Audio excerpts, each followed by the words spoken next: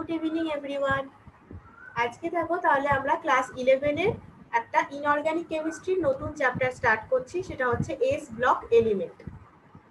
S block মৌলগুলো সম্পর্কে আমরা কিছু জানব। এই চ্যাপ্টারে মেইন আমাদের যেটা করতে হবে সেটা হচ্ছে general characteristics of the alkali metals and their compounds. আর একটা যেটা জানতে হবে সেটা হচ্ছে alkaline earth metal. Alkali metals আর অ্যালকালাইন আর্থ মেটাল এটার কিছুটা তোমরা পিরিয়ডিক টেবিল চ্যাপ্টারটাতেও পড়েছো, মানে অ্যালকালি মেটালস কোনগুলোকে বলে বা অ্যালকালাইন আর্থ মেটাল কোনগুলো সেগুলো জেনেছো। এবার জেনারেল ক্যারেক্টারিস্টিক্স এর ফিচার্স গুলো তাদের কিন্তু আমরা সম্পর্কে পড়বো। এছাড়া বা প্রপার্টিজ বা ইউজ হয় কোথায়, সোডিয়াম ক্যালসিয়াম এগুলোর বায়োলজিক্যাল সিগনিফিকেন্স কি, সোডিয়াম পটাশিয়াম ম্যাগনেসিয়াম ক্যালসিয়ামের, সেইগুলো কিন্তু এই চ্যাপ্টারে আমরা জানবো।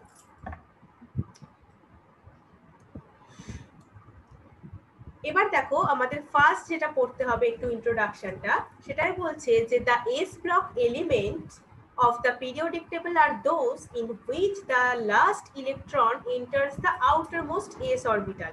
s মানে periodic table এর s block element তো আমরা পড়েছি, periodic table এর চারটে ব্লকের সম্পর্কেই পড়েছিলাম, s p d R a, তাই তো? periodic table এর এই s block এলিমেন্ট গুলো হচ্ছে সেই সব এলিমেন্ট যেগুলোতে মানে লাস্ট ইলেকট্রনটা, সর্বশেষ যে ইলেকট্রনটা সেটা কিন্তু আউটার মোস্ট এস অরবিটালে এন্টার করে। একদম সর্ববহিস্থ যে এস কক্ষ তাতে কিন্তু এন্টার করে লাস্ট ইলেকট্রনটা এই এস ব্লক এলিমেন্টে। As the s orbital can accommodate only 2 electrons, s orbitale কি হয় আমরা দেখেছি যে s orbital only দুটো ইলেকট্রন ধারণ করতে পারে, তাই তো? অ্যাকোমোডেট করতে পারে only 2 electrons. Two groups belong to the s block of the periodic table. যেহেতু দুটো ইলেকট্রনই এরা অ্যাকোমোডেট করতে পারে, তাই জন্য এখানে দুটো গ্রুপ থাকবে, একটা গ্রুপ 1 একটা group 2।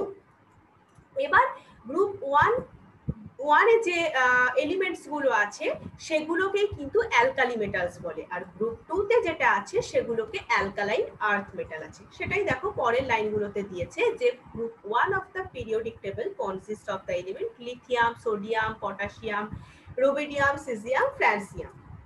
They are collectively known as the alkali metal. এবার এইগুলো সম্পর্কে অ্যালকালি মেটাল বা গ্রুপ 1 যে এলিমেন্টস এস ব্লক এলিমেন্টের মধ্যে গ্রুপ 1 আর গ্রুপ 2 আছে। এবার গ্রুপ 1 সম্পর্কে জানবো। দিস আর সো কল্ড, এদেরকে এই অ্যালকালি মেটালস কেন নাম দেওয়া হয়েছে? এরা কিন্তু হাইড্রক্সাইড ফর্ম করে অন রিঅ্যাকশন উইথ ওয়াটার। ওয়াটারের সাথে রিঅ্যাক্ট করে এরা কিন্তু হাইড্রক্সাইড ফর্মেশন করে, which are strongly alkaline in nature. এরা কিন্তু খুব স্ট্রং ভাবে অ্যালকালাইন হয় নেচারে। আর গ্রুপ 2 এ যে এলিমেন্ট গুলো আছে সেগুলো হচ্ছে beryllium, magnesium, calcium, strontium, barium and radium. তাহলে these elements with the exception of beryllium are commonly known as the alkaline earth metal. তাহলে গ্রুপ 2 এর এলিমেন্ট গুলোকে বলছি যে অ্যালকালাইন আর্থ মেটাল। তার মধ্যে বেরিলিয়ামকে ছাড়া, বেরিলিয়ামকে কিন্তু আমরা অ্যালকালাইন আর্থ মেটাল বলছি না, বেরিলিয়াম ছাড়া বাকি যে এলিমেন্টস গুলো আছে সেগুলোকে বলছি। তাহলে এস ব্লক এলিমেন্টে কিন্তু পড়তে গেলে প্রথমেই তোমাদেরকে এই ইন্ট্রোডাকশনটা কিন্তু মাথায় নিয়ে নিতে হবে যে গ্রুপ 1 আর গ্রুপ 2 যেহেতু দুটো ইলেকট্রন এস অরবিটাল অ্যাকোমোডেট করতে পারে, তাই জন্য দুটো গ্রুপ কিন্তু এই এস ব্লকে বিলং করে। তার মধ্যে গ্রুপ 1 কে আমরা বলছি অ্যালকালি মেটাল, তার মধ্যে পড়ছে lithium, sodium, potassium, rubidium, caesium and francium. আর গ্রুপ 2 এর মধ্যে আছে beryllium, magnesium, calcium, strontium, barium, radium. তার মধ্যে বেরিলিয়ামকে ছাড়া বাকিগুলোকে বলছি অ্যালকালাইন আর্থ মেটাল। এদেরকে কেন বলছে অ্যালকালাইন আর্থ মেটাল? কারণ এরা অক্সাইডস দেয়, হাইড্রোক্সাইডস। এদের অক্সাইড আর হাইড্রোক্সাইড গুলো অ্যালকালাইন হয় নেচারে। These metal oxide are found in the earth's crust. মানে earth's crust মানে ভূত্বকে পাওয়া যায়, ভূত্বকে পাওয়া যায় সেই এই মেটাল অক্সাইড গুলো, এই মেটালের অক্সাইড গুলো ভূত্বকে পাওয়া যায়, ঠিক আছে? তাহলে এই জন্য অ্যালকালাইন আর্থ মেটাল এটার নাম হয়েছে। আর অ্যালকালি মেটালস গ্রুপ 1 কে বলে, তার নাম হয়েছে কারণ ওয়াটারের সাথে রিঅ্যাক্ট করে এরা কিন্তু হাইড্রোক্সাইড ফর্ম করে যেগুলো স্ট্রংলি অ্যালকালাইন হয় ইন নেচার, ঠিক আছে? আচ্ছা, এরপর দেখো among the alkali metal sodium and potassium are abundant and lithium rubidium cesium have much lower abundance মানে সোডিয়াম পটাশিয়াম কিন্তু প্রচুর পরিমাণে পাওয়া যায় কিন্তু লিথিয়াম রুবিডিয়াম সিজিয়াম তার থেকে লোয়ার অ্যাবান্ডেন্সে প্রাচুর্যতাটা একটু কম তাদের থেকে ফ্রান্সিয়াম হচ্ছে যে হাইলি রেডিও অ্যাক্টিভ হয় ফ্রান্সিয়াম তাহলে কি হয় হাইলি রেডিও অ্যাক্টিভ হয় তেজস্ক্রিয় হয় ইটস লংগেস্ট লাইফ আইসোটোপ যেটা হচ্ছে আমাদের francium 223 has a half life of only 21 minutes ফ্রান্সিয়ামের জন্য বলছে এটা ঠিক আছে আচ্ছা তাহলে অ্যালকালি মেটালস গুলোর মধ্যে সোডিয়াম আর পটাশিয়াম তাহলে আমরা অনেক পরিমাণে পাচ্ছি অ্যাবান্ডেন্টলি পাওয়া যায় of the alkaline earth metal এবার অ্যালকালি মেটাল গুলো বললাম এবার অ্যালকালাইন আর্থ মেটাল গুলোর মধ্যে ক্যালসিয়াম এন্ড ম্যাগনেসিয়াম র‍্যাঙ্ক করছে 5th and 6th in abundance respectively in the earth's crust ভূত্বকে পাওয়া যায় এরকম দিক থেকে এর অ্যাবান্ডেন্স কততম র‍্যাঙ্ক করেছে 5th and 6th সেটা হচ্ছে calcium magnesium strontium and barium have much lower তার থেকে অ্যাবান্ডেন্সটা কম lower beryllium is rare and radium is the rarest of all comprising only 10 to the power minus 10% of igneous rock আগ্নেয়গিরি যে শিলা আগ্নেয়গিরির শিলার মধ্যে কি হয় বলতো প্রায় 10 to the power minus 10% শতাংশের মধ্যে বেরিলিয়াম খুবই রেয়ার রেডিয়াম হচ্ছে রেয়ারেস্ট রেডিয়াম হচ্ছে একদমই কম ঠিক আছে আচ্ছা জেনারেল ইলেকট্রনিক কনফিগারেশন এই যে আমরা এস ব্লক এলিমেন্টের কথা বলছি এই এস ব্লক এলিমেন্টের জেনারেল ইলেকট্রনিক কনফিগারেশন হচ্ছে NS1 ফর অ্যালকালি মেটাল কারণ একদম আউটার ভ্যালেন্স ইলেকট্রন হচ্ছে 1 আর অ্যালকালাইন আর্থ মেটাল গুলোর ক্ষেত্রে NS2 NS2 কেন কারণ হচ্ছে একই সেটা হচ্ছে যে আউটার মোস্ট ইলেকট্রন হচ্ছে 2 তাহলে ওখানটা বুঝতে পারলে তো যে আমরা কি বললাম যে ওই স্ট্রনশিয়াম বেরিয়াম হচ্ছে লোয়ার অ্যাবান্ডেন্সে পাওয়া যায় বেরিলিয়াম হচ্ছে কিন্তু সেখানে রেয়ার মানে আগ্নেয় শিলার প্রায় বিরল একটা বেরিলিয়াম আর রেয়ারেস্ট যে রেডিয়াম সেটা নিয়ে কিন্তু তৈরি হয় আগ্নেয় শিলা আগ্নেয়াস রক ওকে আচ্ছা তাহলে ইলেকট্রনিক কনফিগারেশন বোঝা গেল এ গ্রুপ 1 এর জন্য হচ্ছে NS1 গ্রুপ 2 এর জন্য হচ্ছে NS2 গ্রুপ 2 এর জন্য মানে হচ্ছে অ্যালকালাইন আর্থ মেটালের জন্য NS2 আচ্ছা বারবার কিন্তু এই পার্টটা তোমাদের আসবে বারবার এই পার্টটা কিন্তু আসবেই যে গ্রুপ 1 আর গ্রুপ 2 কখনো কোনো জায়গায় গ্রুপ 1 বলে লেখা থাকবে কখনো কোনো জায়গায় অ্যালকালি মেটাল বলে লেখা থাকবে ঠিক আছে তার মানে দুটোই কিন্তু সিমিলার এবার দেখো lithium and beryllium the first element of group 1 group 2 group 1 এর ফার্স্ট এলিমেন্ট কে লিথিয়াম গ্রুপ 2 এর ফার্স্ট এলিমেন্ট কে বেরিলিয়াম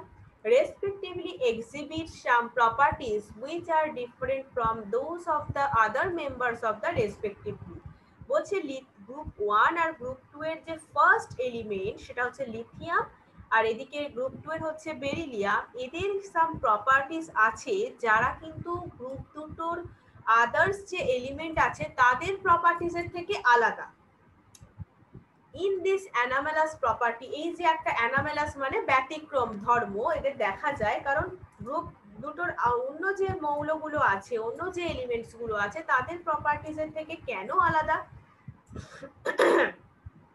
এই anomalous properties they resemble the second element of the following group পরবর্তী গ্রুপের ফলোইং গ্রুপ মানে পরবর্তী গ্রুপের দ্বিতীয় মৌলটার সাথে পরবর্তী গ্রুপের দ্বিতীয় মৌলটার সাথে কি হয় না পরবর্তী গ্রুপের দ্বিতীয় মৌলের সাথে কিন্তু এদের মৌলটার প্রপার্টিজটা সেম হয়ে যায় সিমিলার হয়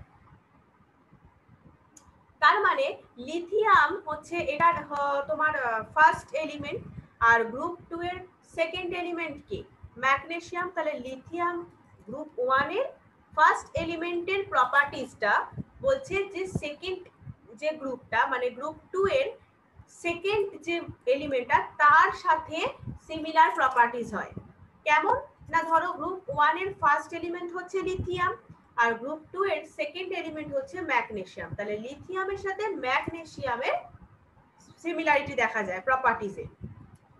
আবার গ্রুপ 2 এর ফার্স্ট এলিমেন্ট কি? বেরিলিয়াম। তার সাথে আবার পরের গ্রুপ কি? গ্রুপ 3, তার সেকেন্ড এলিমেন্ট কি? অ্যালুমিনিয়াম। তার সাথে কিন্তু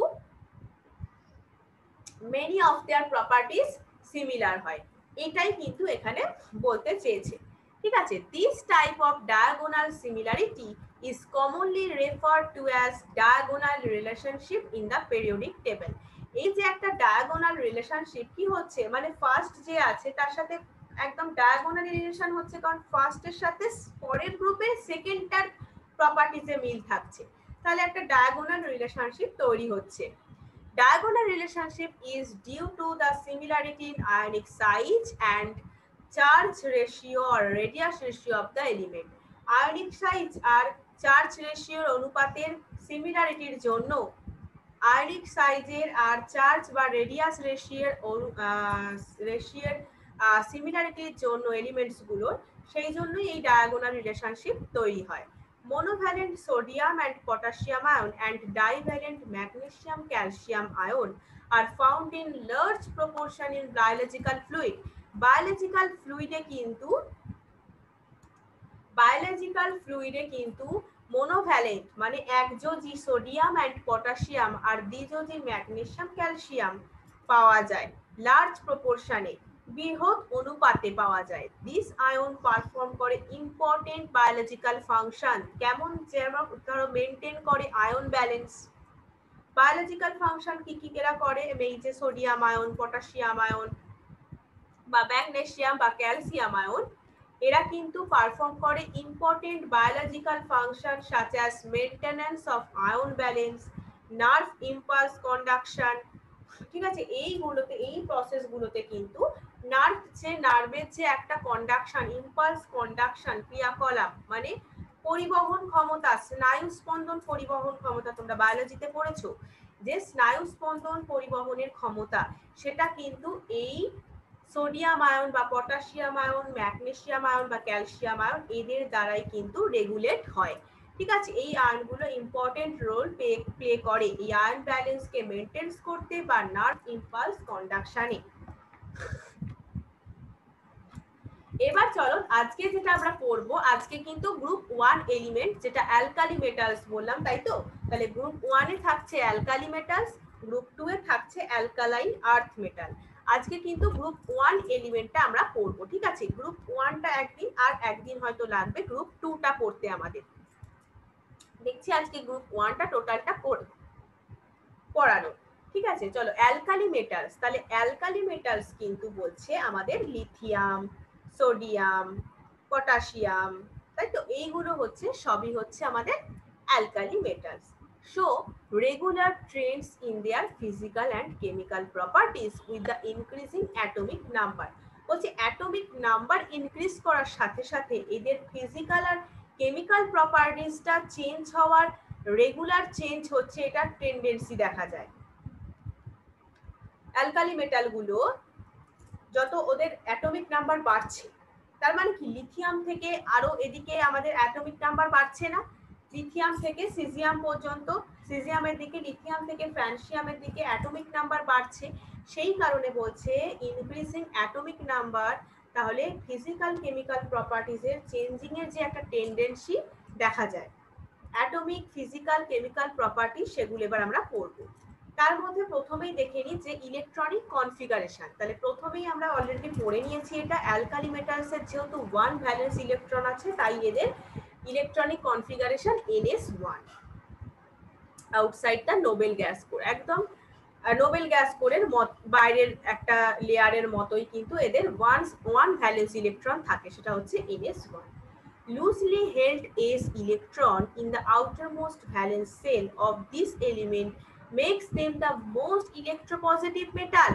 বলছে এই এলিমেন্টস গুলোর আউটার মোস্ট ভ্যালেন্স অরবিটালে, এই এলিমেন্ট গুলো মানে কোনগুলোর? গ্রুপ 1 এর অ্যালকালি মেটালস, এগুলোর আউটার মোস্ট ভ্যালেন্স সেলে এস ইলেকট্রন একদম লুজলি হেল্ড থাকে, লুজ ভাবে হেল্ড থাকে বলেই এরা কিন্তু সব থেকে ইলেকট্রোপজিটিভ মেটাল। তাহলে এই এলিমেন্টগুলোর আউটার মোস্ট ভ্যালেন্স সেলে এস ইলেকট্রন একদম লুজ ভাবে হেল্ড হয়ে থাকে, সেই কারণে এগুলো most electropositive metal. They readily lose electron to give monovalent M+ ion, hence they are never found in free state in nature. তাহলে সহজেই তো এরা ইলেকট্রনকে লস করে মোনোভ্যালেন্ট হয়ে যাচ্ছে, মোনোভ্যালেন্ট M+ আয়নে পরিণত হচ্ছে। তাহলে they readily lose electron to give monovalent M+ ion, সেই জন্য এদেরকে ফ্রি স্টেটে নেচারে পাওয়া যায় না, নেচারে এদের কখনোই মুক্ত অবস্থায় পাওয়া যায় না। দেখো লিথিয়াম, সোডিয়াম, পটাশিয়াম, রুবিডিয়াম, সিজিয়ামের সিম্বল সাথে ইলেকট্রনিক কনফিগারেশন তোমরা কিন্তু structure of atom, periodic table এই সব নিয়ে অলরেডি কিন্তু এদের ইলেকট্রনিক কনফিগারেশন সম্পর্কে আশা করি ওয়াকিবহাল হয়ে গেছো। কারণ এগুলো সম্পর্কে কিন্তু মানে ইলেকট্রনিক কনফিগারেশন কিন্তু আমি যখন পড়িয়েছিলাম তখন বলেইছিলাম এই মেটালস গুলোর পড়তে, আবার অনেকে তো হোমওয়ার্ক করে পাঠিয়েছিল খুব সুন্দর করে, হ্যাঁ খুব সুন্দর করে হোমওয়ার্ক করে পাঠিয়েছিলে ইলেকট্রনিক কনফিগারেশন রুবিডিয়াম অবধি লিখে, তাই তো? তাহলে রুবিডিয়াম অবধি বলেছিলাম যে রুবিডিয়াম অবধি ইলেকট্রনিক কনফিগারেশনটা জানো তাহলেই কিন্তু হবে। এবার কিছু আমাদের অ্যাটমিক প্রপার্টিজ আছে বা ফিজিক্যাল কেমিক্যাল প্রপার্টিজ আছে। Atomic and ionic radius. Atomic আর আয়নিক মানে পারমাণবিক এবং আয়নীয় ব্যাসার্ধ। অ্যালকালি মেটাল অ্যাটম, এখান থেকে তোমাদের যেটা বলতে হবে মেইনলি আমি সেটা বলে দেবো, মার্ক করে রাখবে যে alkali metal atom have the largest size in a particular period of the periodic table. Atomic number যত ইনক্রিজ করে অ্যাটম বিকামস লার্জার, এটা মার্ক করবে। অ্যাটমিক নাম্বার যত ইনক্রিজ করবে অ্যাটম তত, অ্যাটমের আকার তত বাড়ছে, অ্যাটম হচ্ছে তোমার সাইজ, অ্যাটমিক সাইজ তত ইনক্রিজ করে, এটা পিরিয়ডিক টেবিলে অলরেডি এগুলো তোমরা জানো। Monovalent ion are smaller than the parent ion, যখন একটা এম ক্যাপিটাল এম ধরো, একটা ক্যাপিটাল এম হচ্ছে তোমার প্যারেন্ট অ্যাটম, একটা অ্যাটম ধরো লিথিয়াম, লিথিয়াম যখন একটা ইলেকট্রনকে লস করে মোনোভ্যালেন্ট Li+ আয়নে পরিণত হচ্ছে তখন সেটা কিন্তু স্মলার হয়, ঠিক আছে? Li তখন কিন্তু স্মলার হচ্ছে। এবার যেটা মার্ক করবে যে অ্যাটমিক আর ionic radius of the alkali metal increase করে on moving down the group, যখন আমি গ্রুপের আপ থেকে ডাউনে যাব তখন কিন্তু অ্যালকালি মেটালের পারমাণবিক আর আয়নীয় ব্যাসার্ধ ইনক্রিজ করে। তার মানে they increase in size while going from Li to Cs, lithium থেকে যখন সিজিয়ামের দিকে যাচ্ছে তাহলে এদের সাইজ কিন্তু ইনক্রিজ করছে। পারমাণবিক আয়নীয় ব্যাসার্ধ ক্রমশ বৃদ্ধি পাচ্ছে, তার মানে এদের আকার সাইজ বৃদ্ধি পাচ্ছে, অ্যাটমগুলোর সাইজ বৃদ্ধি পাচ্ছে, এইটাই হচ্ছে এখানের মেন কথা, ঠিক আছে? তার মধ্যে তোমাকে এটাও জেনে রাখতে হচ্ছে যে যখন তোমার একটা ইলেকট্রন লস করে কোনো এলিমেন্ট বা অ্যাটম যখন একটা ইলেকট্রনকে লস করে একটা মোনোভ্যালেন্ট আয়নে পরিণত হচ্ছে সেটা কিন্তু ওই প্যারেন্ট অ্যাটমটার থেকে স্মলার হয়, মানে Li প্লাসের থেকে বড় হয়, মানে Li হচ্ছে তোমার লিথিয়াম প্যারেন্ট অ্যাটম, তার থেকে যখন Li+ করছি সেটা কিন্তু তোমার স্মলার হচ্ছে সাইজে, ঠিক আছে? তাহলে গ্রুপের উপর থেকে যখন নিচের দিকে যাব তখন কিন্তু এই অ্যালকালি মেটালগুলো ইনক্রিজ করতে থাকে পারমাণবিক আয়নীয় ব্যাসার্ধ, তার মানে পরমাণুর আকার ইনক্রিজ করছে, সাইজ ইনক্রিজ করছে যখন লিথিয়াম থেকে সিজিয়ামের দিকে যাচ্ছে। এবার আসছি আয়োনাইজেশন এনথালপি। এবার হচ্ছে আয়োনাইজেশন এনথালপি। আয়োনাইজেশন এনথালপি কি হয়? Alkali metals are considerably low and decrease down the group from Li to Cs, ঠিক আছে? এখান থেকে কিন্তু জাস্ট এটা জানো যে লিথিয়াম থেকে সিজিয়াম যখন আমি যাচ্ছি মানে গ্রুপের ওপর থেকে নিচের দিকে যখন যাচ্ছি আয়োনাইজেশন এনথালপি কি করতে থাকে? কমে যেতে থাকে। তাহলে আয়োনাইজেশন এনথালপি কমে যায় আর আমাদের অ্যাটমিক অ্যান্ড আয়নিক রেডিয়াস কিন্তু ইনক্রিজ করে যখন লিথিয়াম থেকে সিজিয়ামে যায়, আর আয়োনাইজেশন এনথালপি ডিক্রিজ করে। এটা শুধু জেনে রাখো, মার্ক করে রাখো যে decrease down the group from Li to Cs। এর কারণটা জেনে রাখো, জাস্ট মার্ক করো যে এফেক্ট অফ ইনক্রিজিং সাইজ, ঠিক আছে? তাহলে নিউক্লিয়ার চার্জ ইনক্রিজ করছে, সাইজ ইনক্রিজ করছে, এই হচ্ছে দুটো কারণ। ব্যাস, এখান থেকে আর কিছু দরকার নেই। নেক্সট চলো যে হাইড্রেশন এনথ্যালপি। হাইড্রেশন এনথ্যালপি দেখো, hydration enthalpy of alkali metal ion decrease করে উইথ ইনক্রিজ আয়নিক সাইজ। তাহলে আয়নিক সাইজ যত বাড়ছে, আয়নিক সাইজ যত বাড়ছে তত কিন্তু হাইড্রেশন এনথ্যালপি দেখো ডিক্রিজ করছে। আচ্ছা, আয়নিক সাইজ বাড়ে কোন থেকে? Li প্লাস থেকে বাড়ছে CS এর দিকে, CS প্লাসের দিকে। তাহলে দেখো অ্যালকালি মেটালের হাইড্রেশন এনথ্যালপি কিন্তু কমে যাচ্ছে, হাইড্রেশন এনথ্যালপি কমে যাচ্ছে। তাহলে Li প্লাস মানে lithium plus has maximum degree of hydration, তাহলে সব থেকে বেশি, কারণ এদের সাইজটা হচ্ছে সব থেকে ছোট, লিথিয়াম প্লাসের সাইজ সব থেকে ছোট, তাই জন্য কিন্তু এদের হাইড্রেশন এনথ্যালপি ডিক্রিজ করছে সব থেকে বেশি। আচ্ছা, এরা কিন্তু একদম হাইড্রেটেড থাকে, লিথিয়াম সল্ট কিন্তু একদম হাইড্রেটেড অবস্থায় থাকে, ঠিক আছে? লিথিয়াম সল্ট কিন্তু হাইড্রেটেড অবস্থায় থাকে। এটা জাস্ট ওই হাইড্রেশন এনথ্যালপি ডিক্রিজ করে আয়নিক সাইজ ইনক্রিজ করার সাথে সাথে জাস্ট তোমার অর্ডারটা মনে রাখো, ব্যাস। আচ্ছা, এবার তাহলে আমাদের অ্যাটমিক প্রপার্টিজ এর মধ্যে বলছিলাম, যেটা অ্যাটমিক, ফিজিক্যাল আর কেমিক্যাল প্রপার্টিজ। তার মধ্যে অ্যাটমিক প্রপার্টিজ এর তাহলে অ্যাটমিক অ্যান্ড আয়নিক রেডিয়াস দেখলাম, তার মধ্যে হাইড্রেশন এনথ্যালপি দেখলাম, আর একটা কি দেখলাম? হ্যাঁ, আয়নাইজেশন এনথ্যালপি, ঠিক আছে? আচ্ছা, ফিজিক্যাল প্রপার্টিজ। এবার যেটা আছে সেটা হচ্ছে ফিজিক্যাল প্রপার্টিজ গুলো কি কি হতে পারে। দেখো তাহলে সিলভারি হোয়াইট হয়, সফট হয়, লাইট মেটালস। মেনলি ফিজিক্যাল প্রপার্টিজে এগুলো তো আসেই, সাথে মেল্টিং পয়েন্ট, বয়েলিং পয়েন্ট, এগুলো কিন্তু ফিজিক্যাল প্রপার্টিজের মধ্যে পড়ে, তাই তো? এতদিন এত কিছু পড়ে অলরেডি তোমরা এইটা অন্তত তোমরা জানো যে ফিজিক্যাল প্রপার্টিজের মধ্যে কি কি পড়ে। তাহলে এই সব অ্যালকালি মেটালস গুলো কিন্তু একদম সিলভারি হোয়াইট হয়, এদের সিলভারি হোয়াইট কালারের হয়, সফট হয়, ভীষণই সফট হয়, লাইট ওয়েটের হয়। তার কারণ হচ্ছে এদের large size. These elements have low density with increase down the group from Li to CS. তাহলে এটা জেনে রাখো, লিথিয়াম থেকে সিজিয়ামের দিকে যাচ্ছ তখন কিন্তু তাদের সাইজ ইনক্রিজ করে, তাদের ডেনসিটি কিন্তু লো। এই এলিমেন্টস গুলো লো ডেনসিটি আর সাইজ ইনক্রিজ করে, অলরেডি তোমরা এটা জেনেইছো, অ্যাটম গুলো সাইজ ইনক্রিজ করে। পটাশিয়াম কিন্তু লাইটার দ্যান সোডিয়াম, পটাশিয়াম কিন্তু সোডিয়ামের থেকে হালকা হয়। Melting boiling point of the alkali metal are low, indicating are low. Melting আর বয়েলিং পয়েন্ট মানে এই যে অ্যালকালি মেটালস গুলো, এদের মেল্টিং আর বয়েলিং পয়েন্টটা কিন্তু লো হয়, ইন্ডিকেট করে weak metallic bonding due to the presence of only a single valence electron in them. Single valence electron যে আছে অ্যালকালি মেটালে, কি আছে? ওয়ান ভ্যালেন্স ইলেকট্রন আছে না, সেই কারণে তার মানে এদের মেল্টিং আর বয়েলিং পয়েন্ট যে লো, এটা ইন্ডিকেট করছে যে এদের মধ্যে যে only a single valence electron present আছে, উইক মেটালিক বন্ড দ্বারা, উইক মেটালিক বন্ড আছে, সেটা একটা ইন্ডিকেট করছে। Alkali metals and their salts impart করে characteristic color to an oxidizing flame.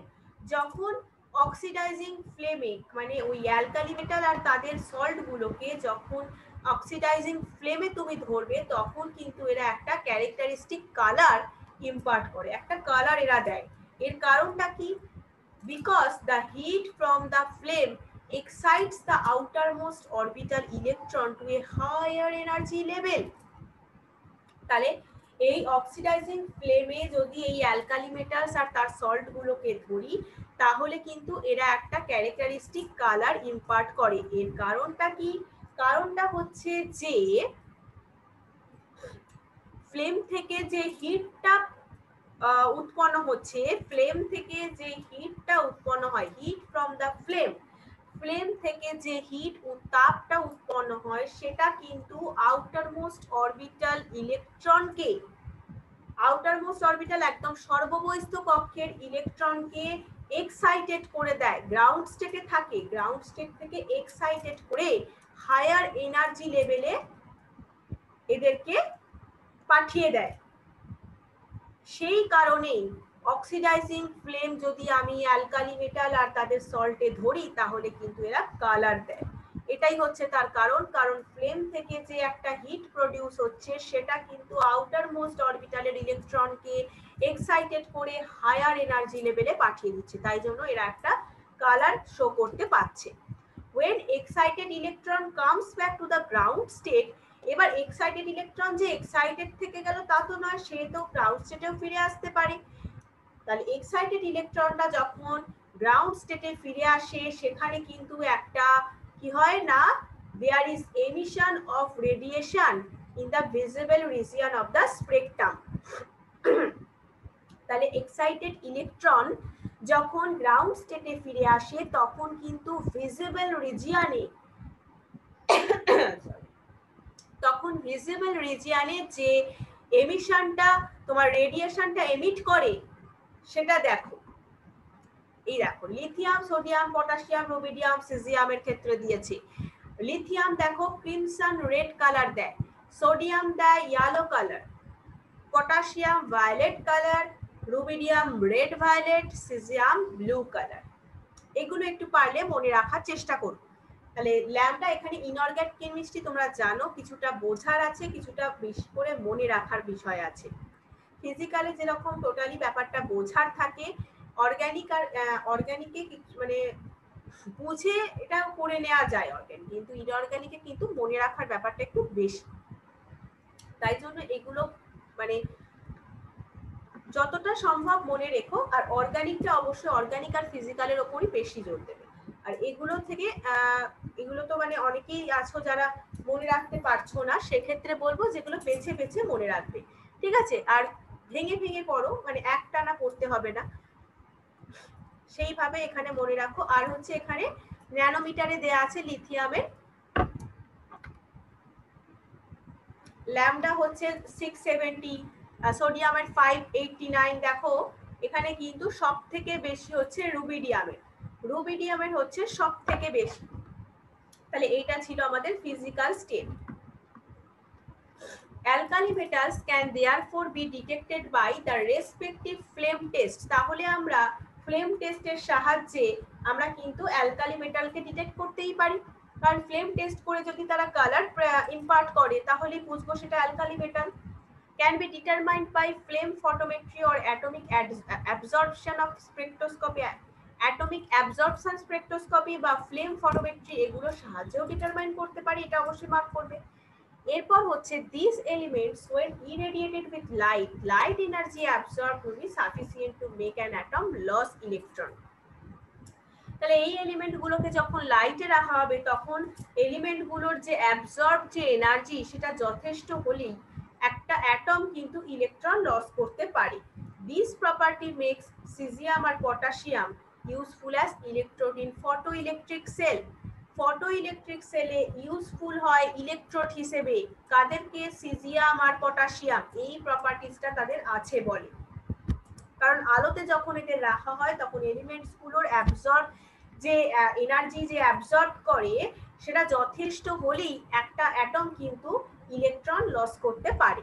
সেই কারণে এখানে কিন্তু অ্যাটমিক আর physical properties of alkali metals সেটা কিন্তু জাস্ট শর্টে দেওয়া আছে, এটা একদমই তোমাদের মনে রাখার দরকার নেই।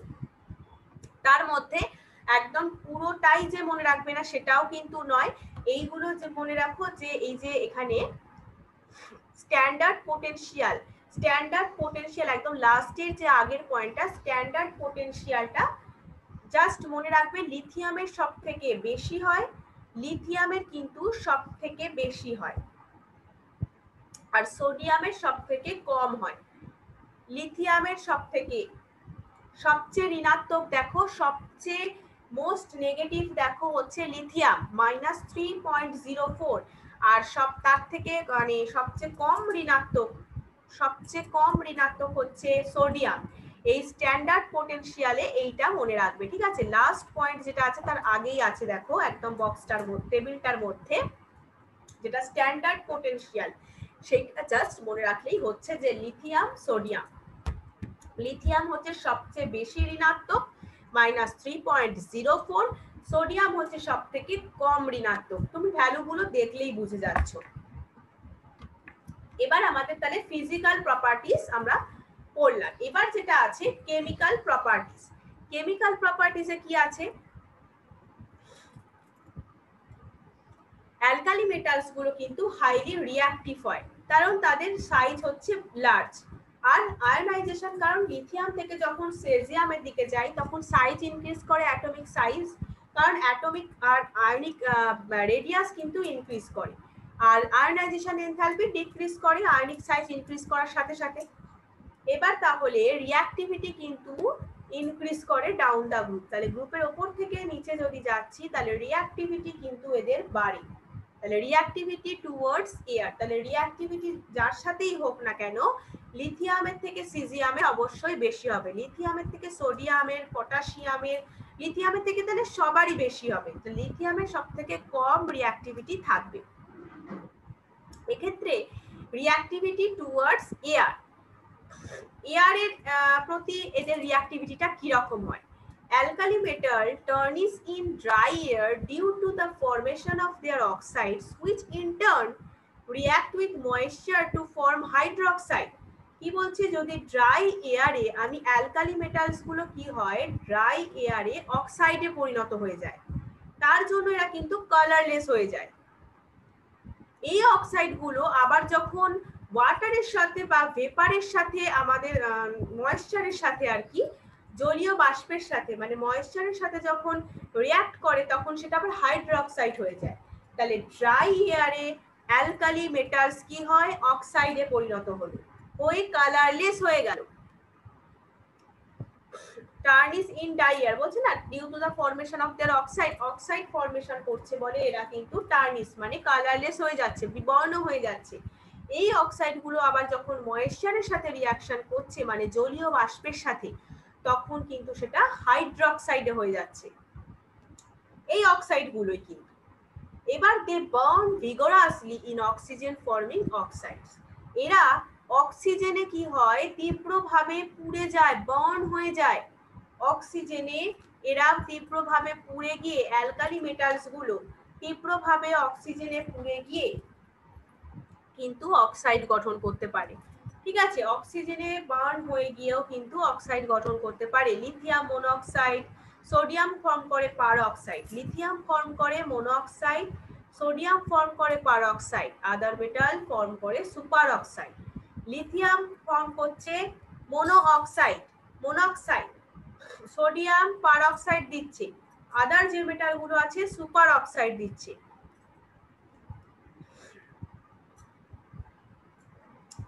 যেমন এখানে রিঅ্যাকশনটা দিয়েছে লাস্টে, দেখো এখানে আরেকটা যেটা বলার সেটা হচ্ছে লিথিয়ামে যেমন অক্সিজেনের সাথে পুড়ে গিয়ে দেখো অক্সাইড গঠন করছে, তাহলে লিথিয়াম অক্সিজেনে পুড়ে গিয়ে তীব্রভাবে পুড়ে যায়, পুড়ে গিয়ে অক্সাইড গঠন করে। এছাড়া তাহলে লিথিয়াম কি দিল, দেখো লিথিয়াম কিন্তু অক্সাইড দিয়েছে, লিথিয়ামের রিঅ্যাকশন দেখলেই বুঝতে পারছো, লিথিয়াম অক্সাইড দিয়েছে, Na+O2 পরে একটা অ্যারো হবে, দেখো Na2O2 কিন্তু পারঅক্সাইড মানে সোডিয়াম পারঅক্সাইড দেয়, আর আদার যে মেটালস গুলো সেগুলো কি দেয়, সেগুলো সুপার অক্সাইড দেয়, যেমন পটাশিয়াম, রুবিডিয়াম, সিজিয়াম, সাথে যদি O2 দিই তাহলে সেটা MO2 মানে সুপার অক্সাইড। তাহলে সুপার অক্সাইড হলে MO2, M এর জায়গায় আমি পটাশিয়াম, রুবিডিয়াম, সিজিয়াম বসাতে পারি। সোডিয়াম Na2O2 আর Li2O সেটা হচ্ছে অক্সাইড, Li2O সেটা হচ্ছে অক্সাইড। ওটা একটু নিচে হবে, ওটা ইংলিশে দেখো, বাংলাটা দেখো একদম বেঙ্গলিতে যেটা দেয়া আছে সেটাতে কিন্তু আমাদের সংকেতটা ঠিক দেয়া আছে, Li2টা নিচে হবে। তাহলে Li2O হচ্ছে অক্সাইড, Na2O2 পারঅক্সাইড, MO2 মানে M এর জায়গায় K আর B অথবা CS বসতে পারে, যেটা সুপার অক্সাইড দেয়। ইন অল দিস অক্সাইড, এগুলোর অক্সিডেশন স্টেট হয়, এই অ্যালকালি মেটালস গুলোর অক্সিডেশন স্টেট কিন্তু +1। লিথিয়াম শো করে exceptional behaviour in reacting directly with nitrogen of air to form nitrite. কি করছে, এয়ারে যে নাইট্রোজেন আছে তার সাথে একদম ডিরেক্টলি রিঅ্যাক্ট করে নাইট্রাইট যৌগ তৈরি করছে, কে, লিথিয়াম। Li3n লিথিয়াম নাইট্রাইড তৈরি করে।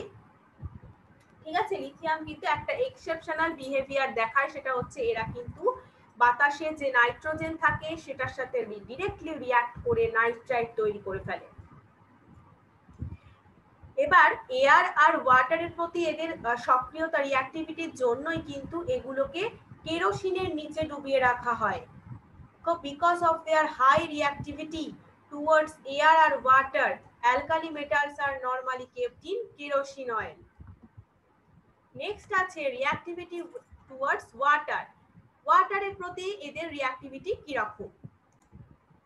অ্যালকালি মেটাল দেখো এটা কিন্তু ওয়াটারের সাথে রিঅ্যাক্ট করে আমাদের হাইড্রোক্সাইড দিচ্ছে, ডাইহাইড্রোজেন দিচ্ছে। দেখো হাইড্রোক্সাইড দিয়েছে, হাইড্রোক্সাইড M এর সাথে H2O যুক্ত M প্লাস ও H মাইনাস আর H2 ডাইহাইড্রোজেন দিয়েছে। তাহলে হাইড্রোক্সাইড দিল, অ্যালকালি মেটাল রিঅ্যাক্ট করছে ওয়াটারের সাথে, অক্সিজেনে পুড়ে গিয়ে তো অক্সাইড দিচ্ছে। আর মানে লিথিয়াম তার মধ্যে আবার ভাগ আছে, লিথিয়াম কিন্তু দিচ্ছে তোমার অক্সাইড, সোডিয়াম দিচ্ছে পারঅক্সাইড, আদার যে মেটালগুলো আছে সেগুলো দিচ্ছে সুপার অক্সাইড।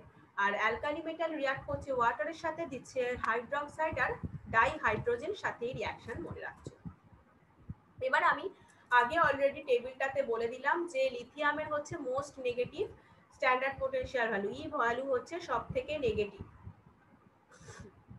এটার কিন্তু জলের সাথে বিক্রিয়া সোডিয়ামের তুলনায় কম তীব্র হয়, কারণ সোডিয়ামের তো একটু মানে একদমই কম নেগেটিভ হয় না, এরা সোডিয়ামের তো লিস্ট নেগেটিভ ভ্যালু আর মোস্ট নেগেটিভ ভ্যালু হচ্ছে তোমার লিথিয়ামের। This behavior of lithium is attributed to a small size and very high hydration energy. তাই তো বললাম, আমরা কি পড়েছিলাম না, যত গ্রুপের উপর থেকে নিচের দিকে যাবে আপ টু ডাউনে যাবে তত কি হবে না, মানে লিথিয়াম থেকে সিজিয়ামের দিকে গেলে এদের সাইজ ইনক্রিজ করছে, তার মানে লিথিয়ামের সাইজ সব থেকে ছোট হয়। আর হাইড্রেশন এনথালপি বা এনার্জি যেটা, সেটা কি হয় লিথিয়ামের সব থেকে বেশি হয়, কারণ কি আয়নিক সাইজ বাড়ার সাথে সাথে এদের হাইড্রেশন এনথালপি ডিক্রিজ করে। এই বিহেভিয়ারের কারণেই কিন্তু এরকমটা হয়, এরকম করে সেই জন্য জলের সাথে বিক্রিয়া কিন্তু সোডিয়ামের তুলনায় লেস ভিগোরাস হয়। Other metals of the group react explosively with water, এরাও কিন্তু তীব্রভাবে বিক্রিয়া করে, সেখান থেকে আর কিছু দরকার নেই। এবার আসছি যে রিঅ্যাক্টিভিটি টুয়ার্ডস হাইড্রোজেন। তাহলে দেখো অ্যালকালি মেটাল ডাইহাইড্রোজেনের সাথে কিন্তু রিঅ্যাক্ট করছে 673 কেলভিন টেম্পারেচারে, সেখানে লিথিয়ামের ক্ষেত্রে কিন্তু 1073 কেলভিন টেম্পারেচারে করে, হাইড্রাইডস ফর্ম করে। তাহলে alkali metal react with dihydrogen at about 673 kelvin temperature, কিন্তু লিথিয়ামের ক্ষেত্রে 1073 কেলভিন করে, তাহলে কি দিচ্ছে হাইড্রাইড দিচ্ছে। ঠিক আছে, অ্যালকালি মেটাল এই হাইড্রাইড গুলো কিন্তু আয়নিক সলিড হয়, এদের হাই মেল্টিং পয়েন্ট হয়। হাইড্রাইড যে তৈরি করছে এই হাইড্রাইড গুলো কিন্তু ionic solid with high melting point, এদের মেল্টিং পয়েন্ট কিন্তু হাই হয়। আচ্ছা, এবার আসছে reactivity towards halogen. Alkali metal কিন্তু রিঅ্যাক্ট করছে হ্যালোজেনের সাথে, তাহলে ডাইহাইড্রোজেনের সাথে হাইড্রাইড দিচ্ছে। অ্যালকালি মেটালসের সাথে আমাদের ভিগোরাসলি মানে তৎক্ষণাৎ, রিডিলি রিঅ্যাক্ট মানে তৎক্ষণাৎ একদম ভিগোরাসলি মানে তীব্রভাবে হ্যালোজেনের সাথে রিঅ্যাক্ট করে আয়নিক হ্যালাইড দেয়। সেটা হচ্ছে দেখো আয়নীয় মানে কি, এখানে নেগেটিভ পজিটিভ একটা সাইন থাকছে, তার মানে M plus X minus. Lithium halide কিন্তু কোভ্যালেন্ট হয়, কারণ হচ্ছে high polarisation capability of the lithium ion. Lithium আয়নের পোলারাইজেশন ক্যাপাবিলিটি হাই হয়, খুব বেশি হয়, উচ্চ পোলারাইজেশন ক্যাপাবিলিটির জন্য এরা কিন্তু কোভ্যালেন্ট হয় লিথিয়াম হ্যালাইড গুলো, মানে লিথিয়ামের সাথে কোনো হ্যালাইড যুক্ত হয়ে যদি আয়নিক হ্যালাইড তৈরি করে সেটা কিন্তু কোভ্যালেন্ট হয়, কারণ হাই পোলারাইজেশন ক্যাপাবিলিটি। পোলারাইজেশন মানে হচ্ছে মানে মানে ক্যাটায়নের দ্বারা অ্যানায়নের যে ইলেকট্রন ক্লাউড আছে সেটা ডিস্টর্টেড হয়ে যায়, সেটা বিকৃত আকৃতির হয়ে যায়। ঠিক আছে, ক্যাটায়নের দ্বারা অ্যানায়নের ইলেকট্রন ক্লাউডের ডিস্টরশন, এটাকেই বলে পোলারাইজেশন। এই ক্ষমতাটা লিথিয়ামের ক্ষেত্রে খুব বেশি হয়, সেই কারণেই কোভ্যালেন্ট হয়। লিথিয়াম আয়ন কিন্তু ভেরি স্মল হয় সাইজে, জানোই। হাই টেন্ডেন্সি আছে এদের ডিস্টর্ট করার এই ইলেকট্রন ক্লাউডকে around the negative halide ion. Halide আয়নটা যেটা তৈরি হচ্ছে, তার মানে ক্যাটায়ন দ্বারা অ্যানায়নের ধরো M প্লাস এক্স মাইনাস, সেই জায়গায় আছে Li প্লাস এফ মাইনাস। ঠিক আছে, Li প্লাস এফ মাইনাস আছে। এবার তাহলে ক্যাটায়ন কোনটা? লিথিয়াম। অ্যানায়ন হচ্ছে এক্স মাইনাস। তাহলে এই যে নেগেটিভ যে হ্যালাইড আয়নটা, সেটাকে কিন্তু সেটার চারদিকে ইলেকট্রন ক্লাউড থাকে, সেটাকে কিন্তু লিথিয়াম আয়ন ডিস্টর্ট করে দেওয়ার একটা ডিস্টর্টেড মানে বিকৃত করে দেওয়ার একটা হাই টেন্ডেন্সি থাকে। ঠিক আছে, আচ্ছা। আর anion with large size can be easily, যদি সেই অ্যানায়নটা লার্জ সাইজের হয় সেটা ইজিলি ডিস্টর্টেড হয়ে যায়। লিথিয়াম আয়োডাইড হচ্ছে মোস্ট কোভ্যালেন্ট ইন নেচার। কেন? আয়োডাইডের যখন গ্রুপের উপর থেকে নিচে যাচ্ছি তখন কিন্তু অ্যাটমিক সাইজ ইনক্রিজ করছে, সেরকমই ফ্লুরিনের কারণ নোবেল গ্যাস, আমরা হ্যালোজেন যে গ্যাসগুলো আছে ফ্লুরিন, ক্লোরিন, ব্রোমিন, আয়োডিন, তাহলে আয়োডিনের আকার হচ্ছে সব থেকে বেশি। ঠিক আছে, আয়োডিন হচ্ছে যেটার মানে আয়নিক অ্যানায়নের মধ্যে যদি লার্জ সাইজ হয়, তার মানে কি আয়োডাইডের সাইজ লার্জ সাইজ হয় ফ্লুরিনের থেকে, তাহলে ইজিলি এটা ডিস্টর্টেড হয়ে যায়। ঠিক আছে, পোলারাইজেশন, হাই পোলারাইজেশন ক্যাপাবিলিটি, সেই কারণে লিথিয়াম ফ্লুরাইডের থেকে লিথিয়াম আয়োডাইড কিন্তু মোস্ট কোভ্যালেন্ট হবে। এটা কি বুঝেছো? আবার বলে দিচ্ছি, সেটা হচ্ছে তাহলে আমরা বললাম যে লিথিয়াম হ্যালাইড কোভ্যালেন্ট হয় তার কারণ হাই পোলারাইজেশন ক্যাপাবিলিটির জন্য লিথিয়াম আয়নের। কারণটা হচ্ছে কি না, কোনো ক্যাটায়ন মানে ধরো লিথিয়াম আয়ন, ক্যাটায়নের দ্বারা যদি কোনো ক্যাটায়নের দ্বারা কোনো অ্যানায়নের চারদিকে যে ইলেকট্রন ক্লাউড থাকে সেটা বিকৃত হয়ে যায়, ডিস্টরশন বা ডিস্টর্টেড হয়ে যায়, সেটাকে বলছে পোলারাইজেশন। এই ক্যাপাবিলিটিটা লিথিয়াম আয়নের কিন্তু হাই। লিথিয়াম কি হয়? স্মল হয় সাইজে, এবং এদের এই ডিস্টরশন করার ক্ষমতাটা কিন্তু হাই টেন্ডেন্সি আছে। মানে নেগেটিভ যে হ্যালাইড আয়ন ধরো তৈরি হলো, আয়নিক হ্যালাইড তো তৈরি হয় হ্যালোজেনের সাথে রিঅ্যাকশন করে। এবার এইখানে M প্লাস এক্স মাইনাস, এখানে Li প্লাস এক্স এর জায়গায় তুমি বসাচ্ছ একটা হ্যালোজেন, তাহলে ফ্লুরিন যদি বসাও F মাইনাস যদি থাকে, তার থেকে I মাইনাস যদি থাকে, সেটা কিন্তু মোস্ট কোভ্যালেন্ট, সব থেকে বেশি হবে। কারণ আয়োডাইডের মানে বলছে যে anion with large size can be easily distorted, easily হয়ে যায় যদি অ্যানায়নের সাইজ লার্জ হয়। তাহলে ফ্লুরিনের থেকে আয়োডাইডের সাইজ হচ্ছে অনেক বেশি লার্জ, তাই জন্য লিথিয়াম আয়োডাইড হচ্ছে মোস্ট কোভ্যালেন্ট, কারণ এদের হাই পোলারাইজেশন ক্যাপাবিলিটি মানে তোমার ফ্লুরিনের থেকে মানে অ্যানায়নিক যে হ্যালাইড সেটার থেকে বেশি, অনেক ফ্লুরিনের থেকে আয়োডাইডের বেশি হয়, সেই জন্য লিথিয়াম ফ্লুরাইডের থেকে লিথিয়াম আয়োডাইড হচ্ছে মোস্ট কোভ্যালেন্ট ইন নেচার। এবার হচ্ছে reducing nature, strong reducing agent. Alkali metals কিন্তু একদম চোখ বন্ধ করে মনে রাখো যে স্ট্রং রিডিউসিং এজেন্ট। ঠিক আছে, lithium being the most and sodium the least powerful. লিথিয়ামের পাওয়ার সব থেকে বেশি, সোডিয়ামের হচ্ছে সর্বনিম্ন রিডিউসিং পাওয়ার হচ্ছে। তার মানে অ্যালকালি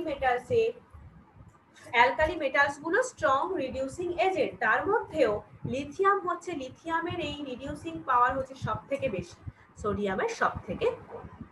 আচ্ছা, স্মল সাইজ অফ আয়ন, লিথিয়ামের কিন্তু হাইয়েস্ট হাইড্রেশন এনথালপি রয়েছে, এটা জানোই। আচ্ছা, এই পার্টটা পুরোটাই দেখো জানো, যেটা রেড মার্ক করা আছে, রেড মার্ক এখানে যে কটা করা আছে সেটাই জেনে নাও যে স্মল সাইজ হওয়ার কারণে লিথিয়ামের হাইয়েস্ট হচ্ছে এদের হাইড্রেশন এনথালপি, বারবার এটা বলছি, একদম প্রথম থেকে পড়ে এসেছি। তারপর কি হয়, এদের high negative value, most negative E value এদের, আর হাই রিডিউসিং পাওয়ার। ঠিক আছে, সলিউশন ইন লিকুইড অ্যামোনিয়া।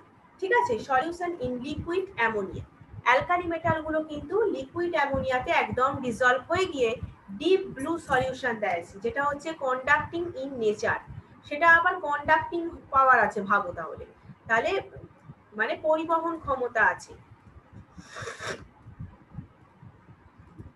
তাহলে অ্যালকালি মেটালস গুলো লিকুইড অ্যামোনিয়াতে ডিজলভ হয়ে গিয়ে ডিপ ব্লু সলিউশন দেয়।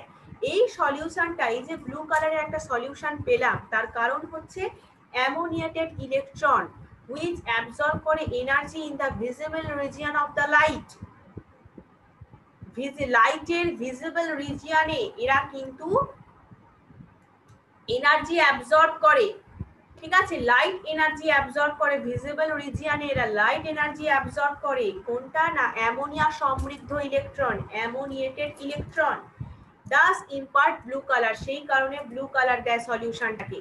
এই সলিউশন কিন্তু প্যারাম্যাগনেটিক হয়।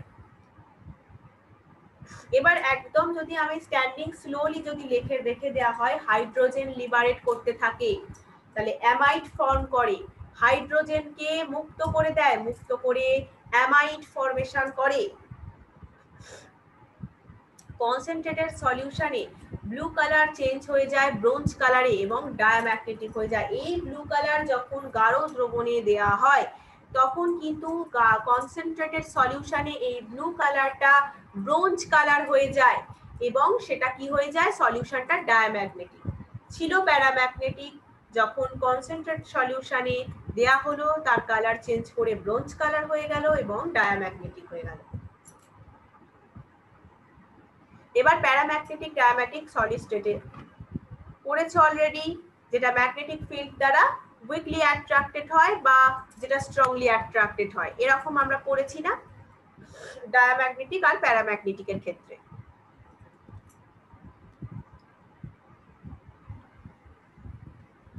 যদি কেউ না জেনে থাকো বলবে, আবার বলে দেবো যে প্যারাম্যাগনেটিক আর ডায়াম্যাগনেটিক তোমরা জানো কি জানো না।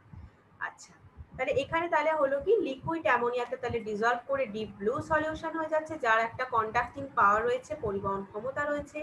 ব্লু কালারের কারণ এটাই যে এরা কিন্তু ভিজিবল রিজিয়নে লাইট এনার্জি অ্যাবজর্ব করে, কারা না, অ্যামোনিয়েটেড ইলেকট্রন, এবং ব্লু কালার দেয়, সেটা প্যারাম্যাগনেটিক। ঠিক আছে, এবার স্ট্যান্ডিং স্লোলি যদি রেখে দিই তাহলে লিবারেট করবে হাইড্রোজেন করে অ্যামাইড ফর্মেশন করবে। এবার আসছি ইউজ। লিথিয়াম দেখো, লিডের সাথে lithium metal is use to make useful alloy. এটা কিন্তু ভীষণই ইউজফুল। তার মধ্যে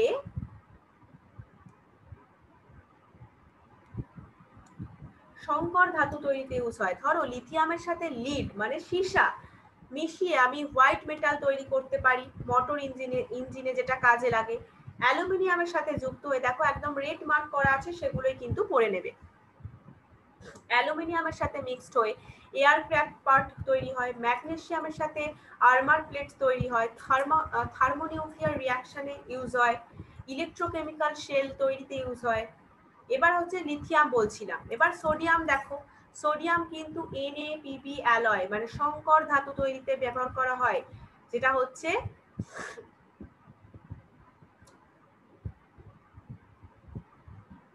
PbEt4, PbMe4, এই দুটো মনে রাখবে, PbEt4, PbMe4, এই দুটো কিন্তু ব্যবহার করা হয় তৈরি করতে। আমাদের কিন্তু NaPb অ্যালয় নিডেড, তৈরিতে কিন্তু সোডিয়াম ব্যবহার করা হচ্ছে। এরপর চলো লিকুইড সোডিয়াম মেটাল। লিকুইড যে তরল যে সোডিয়াম মেটাল আছে সেটা কিন্তু কুল্যান্ট হিসেবে first breeder nuclear reactor, coolant in first breeder nuclear reactor হিসেবে কিন্তু ইউজ হচ্ছে। মানে পারমাণবিক চুল্লিতে হিমায়ক রূপে, পারমাণবিক কুল্যান্ট পারমাণবিক চুল্লিতে হিমায়ক রূপে ব্যবহার করা হয়। পটাশিয়াম, তাহলে লিথিয়াম পড়লাম, সোডিয়ামের ইউজ করে রাখবে, প্রত্যেকটা না পড়লে একটা করে ইউজ করছো, লিথিয়ামের, সোডিয়ামের, পটাশিয়ামের। পটাশিয়াম বায়োলজিক্যাল সিস্টেমে রোল প্লে করে, অলরেডি আগে পড়েছিলাম, সোডিয়াম পটাশিয়াম দুটোই প্লে করে। পটাশিয়াম ক্লোরাইড কিন্তু ফার্টিলাইজার হিসেবে ইউজ হয়, potassium chloride. Potassium hydroxide manufacture of soft soap, soft মৃদু সাবান তৈরিতে কিন্তু potassium hydroxide, potassium chloride fertiliser হিসেবে ইউজ হয়। এবার আসছি সিজিয়াম। সিজিয়াম কিন্তু devising photo electric cell, photo electric cell devising এ ইউজ হচ্ছে সিজিয়াম। ঠিক আছে, প্রত্যেকটা একটা করে ইউজ মনে রেখো। এবার আসছি general characteristics of the compounds of the alkali metals. তাহলে অ্যালকালি মেটালস গুলো কিন্তু জেনারেলি আয়নিক হয় ইন নেচারে, ওখানে যেটা জাস্ট রেড মার্ক করা আছে ওটাই জানতে হবে, আর কিছু নেই। তাহলে অ্যালকালি মেটালসের কিছু কম্পাউন্ড আছে, সেগুলোর আমরা জেনারেল ক্যারেক্টারিস্টিক বলবো। তার মধ্যে অক্সাইড, হাইড্রোক্সাইড আছে, এরপর আছে আমাদের হ্যালাইডস, সল্টস অফ অক্সো অ্যাসিড। ঠিক আছে, এটা আগে পড়ে নিই তিনটে, অক্সাইড অ্যান্ড হাইড্রোক্সাইড। তার মানে on combustion in excess of air, lithium formed for mainly the oxide Li2O plus some peroxide দেয়, সোডিয়াম তো peroxide দেয়, পটাশিয়াম, রুবিডিয়াম, সিজিয়াম দেয় সুপার অক্সাইড। আগেই কিন্তু এই অক্সাইডের ব্যাপারটা আমরা পড়ে নিয়েছি যে লিথিয়াম দিচ্ছে অক্সাইড, সোডিয়াম হচ্ছে পারঅক্সাইড, আদার্স যে মেটালগুলো মানে potassium, rubidium, caesium super oxide দেয়। 2O, Na2O2, MO2, এটা আগেই জেনে গেছি। আচ্ছা, এখানে আর যেটা বলার আছে সেটা হচ্ছে, হ্যাঁ এটা জেনে রাখো যে দেখো একটা লাইন বাদ দিয়ে যেটা আছে, increasing stability of the peroxide or superoxide, size of the metal ion increases is due to the stabilization of large ion by larger cation through lattice energy effect। কি বলছে না, মেটাল আয়নের সাইজ ইনক্রিজ করার সঙ্গে সঙ্গে peroxide metal আয়নের সাইজটা increase করার সাথে সাথে পারঅক্সাইড বা সুপার অক্সাইডের একটা ইনক্রিজিং স্টেবিলিটি ইনক্রিজ করে। তার কারণ হচ্ছে ল্যাটিস এনার্জির প্রভাবে কিন্তু একটা লার্জ ক্যাটায়ন দ্বারা লার্জ অ্যানায়নের স্টেবিলিটি হয়, লার্জ স্টেবিলাইজেশনের জন্য। ল্যাটিস এনার্জির ফলে লার্জ ক্যাটায়নের দ্বারা লার্জ অ্যানায়নের স্টেবিলাইজেশনের জন্যই কিন্তু মেটাল আয়নের সাইজ ইনক্রিজের সঙ্গে সঙ্গে পারঅক্সাইড সুপার অক্সাইডের স্টেবিলিটি ইনক্রিজ করে। ঠিক আছে, এখানে আর দরকার নেই। আর জাস্ট ওই যে আগেটাই বলেছিলাম, জলের সাথে রিঅ্যাকশন করছে, হাইড্রোলাইজড হচ্ছে বাই ওয়াটার, ফর্ম করছে হাইড্রোক্সাইড। দেখো M2O, M2O2, MO2, মানে প্রথমটা হচ্ছে অক্সাইড, M2O2 হলে কি হবে পারঅক্সাইড, আর সুপার অক্সাইড এইভাবে কিন্তু সংকেতটা মনে রাখো। M2O হলে কিন্তু এম এর জায়গায় তোমার যে কোনো মেটাল আসতে পারে, তাহলে যেই আসুক না কেন অক্সাইড সেটা।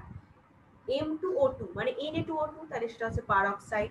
MO2 মানে KO2 যদি হয় তাহলে কিন্তু সেটা সুপার অক্সাইড। কে হতে পারে রুবিডিয়াম, হতে পারে সিজিয়াম, মানে RbCS দুটোই হতে পারে। ঠিক আছে, তাহলে হাইড্রোক্সাইড দিচ্ছে। এবার কিন্তু বিশুদ্ধ যখন আছে, when pure, অক্সাইড পারঅক্সাইড গুলো কালারলেস থাকে, সুপার অক্সাইডস কিন্তু ইয়েলো কালার আর অরেঞ্জ ইন কালার হয়।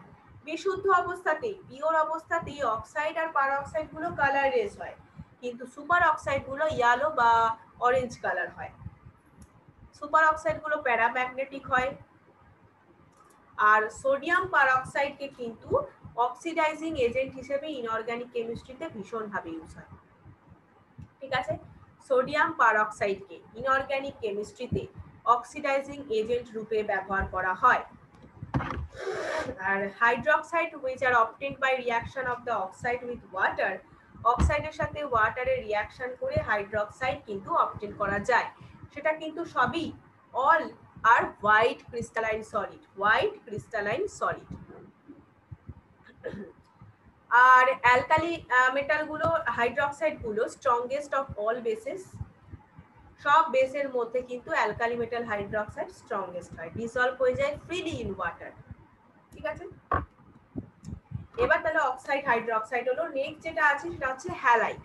Alkali metal oxide, alkali metal hydroxide করলাম, এবার করব হচ্ছে অ্যালকালি মেটাল হ্যালাইড সম্পর্কে। সেটা হচ্ছে দেখো MX, তাহলে এম এর জায়গায় লিথিয়াম, ফ্লুরিন, তোমার সরি এম এর জায়গায় হচ্ছে যে আমাদের যে কোনো মেটালস গুলো, অ্যালকালি মেটালস গুলো বসবে, আর এক্স হচ্ছে হ্যালাইডস গুলো।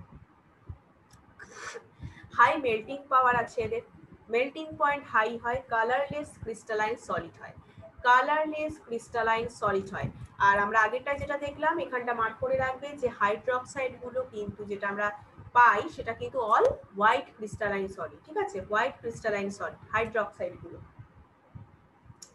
আর অক্সাইড আর পারঅক্সাইড গুলো তো কালারলেস হয়, আর সুপার অক্সাইড গুলো কিন্তু ইয়েলো বা অরেঞ্জ হয়, আর হাইড্রোক্সাইড গুলো হোয়াইট ক্রিস্টালাইন সলিড। আর হ্যালাইড গুলো কি হয়, অ্যালকালি মেটাল হ্যালাইডস গুলো হয় কালারলেস ক্রিস্টালাইন সলিড।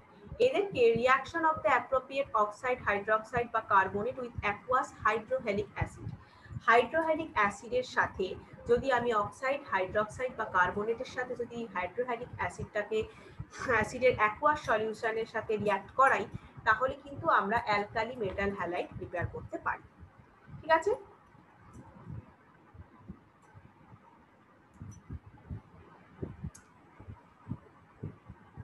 আর এখানে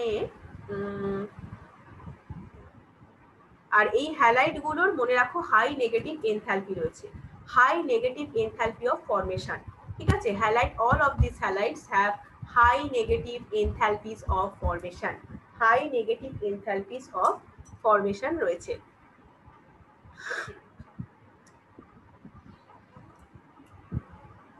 গ্রুপের যখন আপ টু ডাউনে যায় তখন কিন্তু ফ্লুরাইড গুলোর ডেল এফ এইচ এর মান আর কি তোমার এনথালপি অফ ফরমেশন এটার ভ্যালু কিন্তু তোমার লেস নেগেটিভ হয়, কিন্তু বাকি ক্লোরাইড ব্রোমাইড আয়োডাইডের জন্য পুরো অপোজিটটা হয়। ঠিক আছে? Melting and boiling point always follow, এই রুলটা ফলো করে। Melting point fluoride greater than chloride, greater than bromide, greater than iodide. All halides কিন্তু সলিউবল হয় ওয়াটারে। ঠিক আছে? আচ্ছা, লিথিয়াম ফ্লুরাইডের জলে যে সলিউবিলিটিটা লো হয় কারণ হচ্ছে ইটস হাই ল্যাটিস এনথালপি, যেখানে লো solubility of CSI due to the smaller hydration enthalpy of its two ions. তাহলে জলে LiF এর লো সলিউবিলিটির কারণটা হচ্ছে হাই ল্যাটিস এনথালপি, কিন্তু দুটো আয়নের হাইড্রেশন এনথালপিটা কম হওয়ার কারণ কি? সলিউবিলিটি কম হওয়ার কারণ তো বললাম। এবার কি হাইড্রেশন এনথালপি কম হওয়ায় সিজিয়াম আয়োডাইড কিন্তু জলে স্বল্প দ্রাব্য হয়, লো সলিউবিলিটি ইন ওয়াটার, সেটা হচ্ছে CSI এর কারণ due to smaller hydration enthalpy. তাহলে এই দুটো পয়েন্ট কিন্তু মনে রাখো, লিথিয়াম ফ্লুরাইড আর সিজিয়াম আয়োডাইড এদের লো সলিউবিলিটির কারণ কিন্তু দুটো আলাদা। লিথিয়াম ফ্লুরাইডের হচ্ছে হাই ল্যাটিস এনথালপি, সিজিয়াম আয়োডাইডের হচ্ছে স্মলার হাইড্রেশন এনথালপি। এখান থেকে আর দরকার নেই কিছু। আচ্ছা, salts of oxo acid. Oxo অ্যাসিডে যেটা বলছে এখানে, অক্সো অ্যাসিড গুলো হচ্ছে সেই সব অ্যাসিড যেগুলো কি হয় acidic proton in which the acidic proton is on a hydroxyl group with an oxo group attach to the same atom. Oxo acid হলো এমন অ্যাসিড যেখানে অ্যাসিডিক প্রোটন হাইড্রক্সিল গ্রুপের সাথে যুক্ত থাকে, আর হাইড্রক্সিল গ্রুপটা যে অ্যাটমের সাথে যুক্ত থাকে তাতে one or more than one oxo গ্রুপও যুক্ত থাকে। যেমন ধরো কার্বনিক অ্যাসিড, সালফিউরিক অ্যাসিড, ঠিক আছে, এইগুলো H2SO4, H2CO3। অ্যালকালি মেটাল কিন্তু ফর্ম করে salt with all oxo acid. Oxo অ্যাসিডের সাথে কিন্তু সল্ট ফরমেশন করে অ্যালকালি মেটাল। জেনারেলি সলিউবল হয় ওয়াটারে, থার্মালি স্টেবলও হয়, তাপীয় স্থায়িত্ব এদের খুবই বেশি হয়। ঠিক আছে? এরা কিন্তু জলে জেনারেলি ওয়াটার সলিউট হয় আর থার্মালি স্টেবল হয়। কার্বনেট আর বাইকার্বনেট। হাইড্রোজেন কার্বনেট পরের লাইনে আছে দেখো, they are carbonates and in most cases the hydrogen carbonate, মানে কার্বনেট আর হাইড্রোজেন কার্বনেটস গুলো also are highly stable to heat. উচ্চ তাপমাত্রাতেও এরা কিন্তু স্টেবল থাকে। ইলেকট্রোপজিটিভ ক্যারেক্টার এদের ইনক্রিজ করে কিভাবে না, ডাউন দা গ্রুপ, যত নিচের দিকে যাব। তাহলে স্টেবিলিটি অফ দ্য কার্বনেট আর হাইড্রোজেন কার্বনেট, হাইড্রোজেন কার্বনেটের আর একটা নাম হচ্ছে বাইকার্বনেট। হাইড্রোজেন কার্বনেট মানেই বুঝে যাবে, কোনো জায়গায় যদি বাইকার্বনেট বলে লেখা থাকে তাহলে বুঝে নেবে সেটা কিন্তু হাইড্রোজেন কার্বনেটের কথা বলছে। তাহলে stability of the carbonate, hydrogen carbonate increase করে কখন? যখন কিন্তু আমাদের গ্রুপের আপ টু ডাউনে যাই, যখন ডাউনে যাচ্ছি, কারণ ইলেকট্রোপজিটিভ ক্যারেক্টার ইনক্রিজ করছে, তাই তাদের স্টেবিলিটি ইনক্রিজ করছে। Lithium carbonate is not stable, so stable to heat. লিথিয়ামের তো তোমার সব থেকে ইলেকট্রোনেগেটিভ হয়, সেই কারণে। আচ্ছা, lithium being very small in size polarizes a large CO3 to minus। আচ্ছা, ion leading to the formation of more stable Li2O আর CO2। ঠিক আছে, অধিক স্থায়ী কিন্তু এরা Li2O CO2 উৎপন্ন করে। SiO3 2- আয়নকে এরা পোলারাইজড করে দিয়ে, যেহেতু লিথিয়াম খুবই ছোট। এবার সলিড লিথিয়াম বাইকার্বনেট এর কোনো কিন্তু এক্সিস্টেন্স নেই।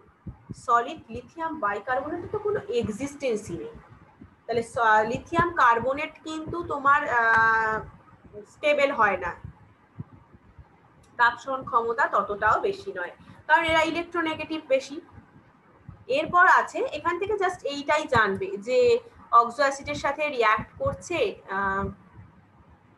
সল্ট দিচ্ছে, এরা সলিউবেল হচ্ছে, থার্মালি স্টেবল হচ্ছে। কার্বনেট আর বাইকার্বনেট হাইলি স্টেবল হয়। ইলেকট্রোপজিটিভ ক্যারেক্টার যেহেতু ইনক্রিজ করে ডাউন দ্য গ্রুপে, তাই স্টেবিলিটিও ইনক্রিজ করে কার্বনেট আর bicarbonate. Anomalous properties of lithium. লিথিয়ামের কিছু অ্যানামেলাস বিহেভিয়ার আছে। কি কি দেখো, একদম মার্ক করা আছে, যেটা exceptionally small size of its atom and ion.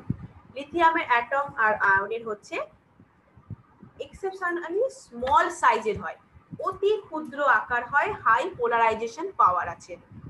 As a result increased covalent character of lithium compound. Lithium কম্পাউন্ডের কোভ্যালেন্ট ক্যারেক্টার সেই জন্য ইনক্রিজ করতে থাকে। লিথিয়ামের কম্পাউন্ডের কোভ্যালেন্ট ক্যারেক্টার সেই জন্য ইনক্রিজ করতে থাকে। ব্যাস, আর দরকার নেই এখানে কিছু। তাহলে আমরা দুটো অ্যানামেলাস প্রপার্টিজ পেয়ে গেছি কিন্তু। এবার লিথিয়াম আর আদার্স যে অ্যালকালি মেটাল আছে তাদের ডিফারেন্স কিছু দিয়েছে। লিথিয়াম হচ্ছে মাছ হার্ডার হয়, melting boiling point higher than the other alkali metals. Others যে অ্যালকালি মেটালগুলো আছে তাদের থেকে কিন্তু মেল্টিং পয়েন্ট বয়লিং পয়েন্ট এদের হাই হয় লিথিয়ামে, আর এরা মাছ হার্ডার হয়। লিস্ট রিঅ্যাক্টিভ হয়, লিথিয়ামের রিঅ্যাক্টিভিটিটা সব থেকে কম হয় আদার্স মেটালসগুলোর মধ্যে। Strongest reducing agent among all the alkali metals, strongest reducing agent. তাহলে 1 আর 2 পয়েন্টটা ভালো করে পড়ছো। আর এখানে লিথিয়াম 4 নম্বরটা পড়ে নিতে পারো, হাইড্রোজেন কার্বনেট মানে lithium bicarbonate not obtained in the solid ফর্মে পাওয়া যায় না। অল আদার এলিমেন্ট কিন্তু পাওয়া যায়, আদার গুলো পাওয়া যায়। যখন লিথিয়াম নাইট্রেটকে হিট করা হয় তখন লিথিয়াম অক্সাইড পাওয়া যায়, আদার মেটালস গুলোর ক্ষেত্রে কিন্তু পাওয়া যায় না। আদার মেটালস গুলোর ক্ষেত্রে কিন্তু নাইট্রাইট পাওয়া যায়, আর লিথিয়ামের ক্ষেত্রে অক্সাইড পাওয়া যায়। when heated লিথিয়াম নাইট্রেটকে যদি হিট করি তাহলে আমি লিথিয়াম অক্সাইড পাবো, কিন্তু সোডিয়াম নাইট্রেটকে হিট করলে আমরা কিন্তু নাইট্রাইট পাবো, সোডিয়াম নাইট্রাইট পাবো বা রুবিডিয়াম নাইট্রাইট পাবো। ঠিক আছে, এইগুলো কিন্তু মনে রাখছো। Lithium unlike other alkali metal forms no ethynide on reaction with ethyne. ইথাইনের সাথে রিঅ্যাকশন করে ইথানাইট গঠন করতেও পারে না। এর মধ্যে তাহলে তুমি 1, 2 and 4 and 6 এটা তো মনে রাখছোই। যদি 5, 7 আর 3টা মনে রাখতে পারো, ঠিক আছে, যদি মনে থাকে তো মনে রাখতে পারো, নইলে 1, 2, 4 and 6 মনে রাখছো। এবার আমরা ডিফারেন্স দেখলাম, কিছু সিমিলারিটি আছে লিথিয়াম আর ম্যাগনেসিয়ামের মধ্যে। তাহলে similarity between lithium and magnesium is particularly striking and arises because of their similar size. Atomic radius দেখো, লিথিয়াম আর ম্যাগনেসিয়ামের 150 to 160 pm। আয়নিক রেডিয়াস দেখো 76, ম্যাগনেসিয়ামের ক্ষেত্রে হচ্ছে 72। তাহলে কতটা সিমিলার, ভ্যালুগুলো কিন্তু খুবই সিমিলার। লিথিয়াম ম্যাগনেসিয়াম রিঅ্যাক্ট করে স্লোলি উইথ ওয়াটার, দুজনেই কিন্তু লিথিয়াম আর ম্যাগনেসিয়াম আমরা ফার্স্টেই কিন্তু চ্যাপ্টারের শুরুতেই পড়েছিলাম। তাহলে লিথিয়াম আর ম্যাগনেসিয়াম কিন্তু আমরা ফার্স্টের দিকে পড়েছিলাম যে গ্রুপ 1 এর যে এলিমেন্ট আছে ধরো, সেটা কিন্তু পরের গ্রুপটার সেকেন্ড এলিমেন্টটার সাথে সিমিলার প্রপার্টিজের হয়, তাই তো। তাহলে লিথিয়াম হচ্ছে গ্রুপ 1 এ আর গ্রুপ 2 এর সেকেন্ড এলিমেন্ট হচ্ছে ম্যাগনেসিয়াম, তাই জন্যই বলছে লিথিয়াম আর ম্যাগনেসিয়ামের সিমিলার প্রপার্টিজ গুলো কিন্তু আমরা পড়ছি। তাহলে কেন পড়ছি হঠাৎ করে লিথিয়াম ম্যাগনেসিয়ামের, বোঝা গেল যে আমরা ফার্স্টেই পড়েছিলাম যে গ্রুপ 1 এর যদি এলিমেন্ট হয় সেই পরের গ্রুপের সেকেন্ড এলিমেন্টটার সাথে কিন্তু ফার্স্ট এলিমেন্টটা পরের গ্রুপের সেকেন্ড এলিমেন্টটার সাথে সিমিলার প্রপার্টিজ হয়। আচ্ছা, রিঅ্যাক্ট করে slowly with water, their oxide আর হাইড্রোক্সাইড গুলো মাছ লেস সলিউবল হয়। Hydroxide decompose on heating, form করে নাইট্রাইট, Li3n Mg3n2 দুটোই কিন্তু নাইট্রাইট ফর্মেশন করে by direct combination with nitrogen. নাইট্রোজেনের সাথে এরা ডিরেক্ট কম্বাইন হয়ে গিয়ে কিন্তু নাইট্রাইট ফর্মেশন করে। হিট দিলে ডিকম্পোজ হয়ে যায় হাইড্রোক্সাইড গুলো, মাছ লেস সলিউবেল হয়, এক্সেস অক্সিজেনের সাথে কম্বাইন হয় না, কোনো সুপার অক্সাইড দেয় না, কোনো সুপার অক্সাইড দেয় না। লিথিয়াম ম্যাগনেসিয়াম দুজনেই, লিথিয়াম অক্সাইড ম্যাগনেসিয়াম অক্সাইড কেউ এক্সেস অক্সিজেনের সাথে যুক্ত হয়ে সুপার অক্সাইড ফর্মেশন করে না। আচ্ছা অক্সাইড গুলো, আচ্ছা কার্বনেট, লিথিয়াম কার্বনেট বা ম্যাগনেসিয়াম কার্বনেট ডিকম্পোজ হয়ে যায় easily on heating to form oxide and CO2। আর লিথিয়াম ম্যাগনেসিয়ামের দ্বারা কিন্তু সলিড যে বাইকার্বনেট মানে লিথিয়াম বাইকার্বনেট ম্যাগনেসিয়াম বাইকার্বনেট কিন্তু পাওয়া যায় না। সলিড স্টেটে এদের ডাজ নট এক্সিস্ট, এদের কোনো এক্সিস্টেন্সই নেই। Both lithium chloride magnesium chloride soluble হয় ইথানলে।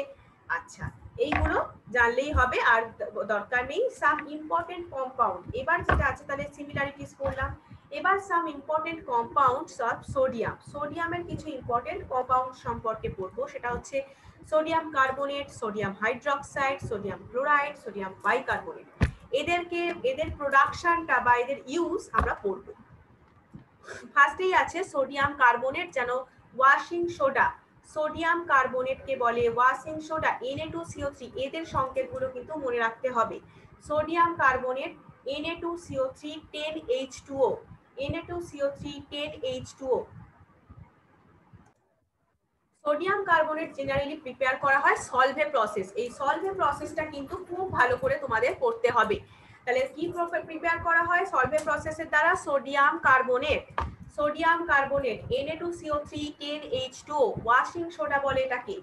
In this process advantage is taken of the low solubility of sodium bicarbonate, hydrogen কার্বনেটকে আমি বাইকার্বনেট বলেই বলছি যাতে তোমাদের আরো ভালো করে মনে থাকে, whereby it gets precipitated in the reaction of sodium chloride with ammonium hydrogen carbonate bicarbonate, ammonium bicarbonate. তাহলে কি বলছে, সোডিয়াম কার্বনেট কিন্তু সাধারণত সলভে প্রসেসে প্রিপেয়ার করা হয়। এই প্রসেসে ওয়াটারে সোডিয়াম বাইকার্বনেটের লো সলিউবিলিটিকে কিন্তু কাজে লাগানো হয়, সোডিয়াম বাইকার্বনেটের লো সলিউবিলিটিকে কাজে লাগানো হয় এই প্রসেসে। লো সলিউবিলিটির কারণেই সোডিয়াম ক্লোরাইড আর অ্যামোনিয়াম বাইকার্বনেট রিঅ্যাক্ট করে, সোডিয়াম ক্লোরাইড আর অ্যামোনিয়াম বাইকার্বনেট রিঅ্যাক্ট করে সোডিয়াম বাইকার্বনেট প্রেসিপিটেট হয়। এবার আমরা তো সোডিয়াম কার্বনেট প্রিপেয়ার করব, তো তাহলে লো সলিউবিলিটির জন্য সোডিয়াম ক্লোরাইড আর অ্যামোনিয়াম বাইকার্বনেট রিঅ্যাকশন করে সোডিয়াম বাইকার্বনেট প্রেসিপিটেট হলো।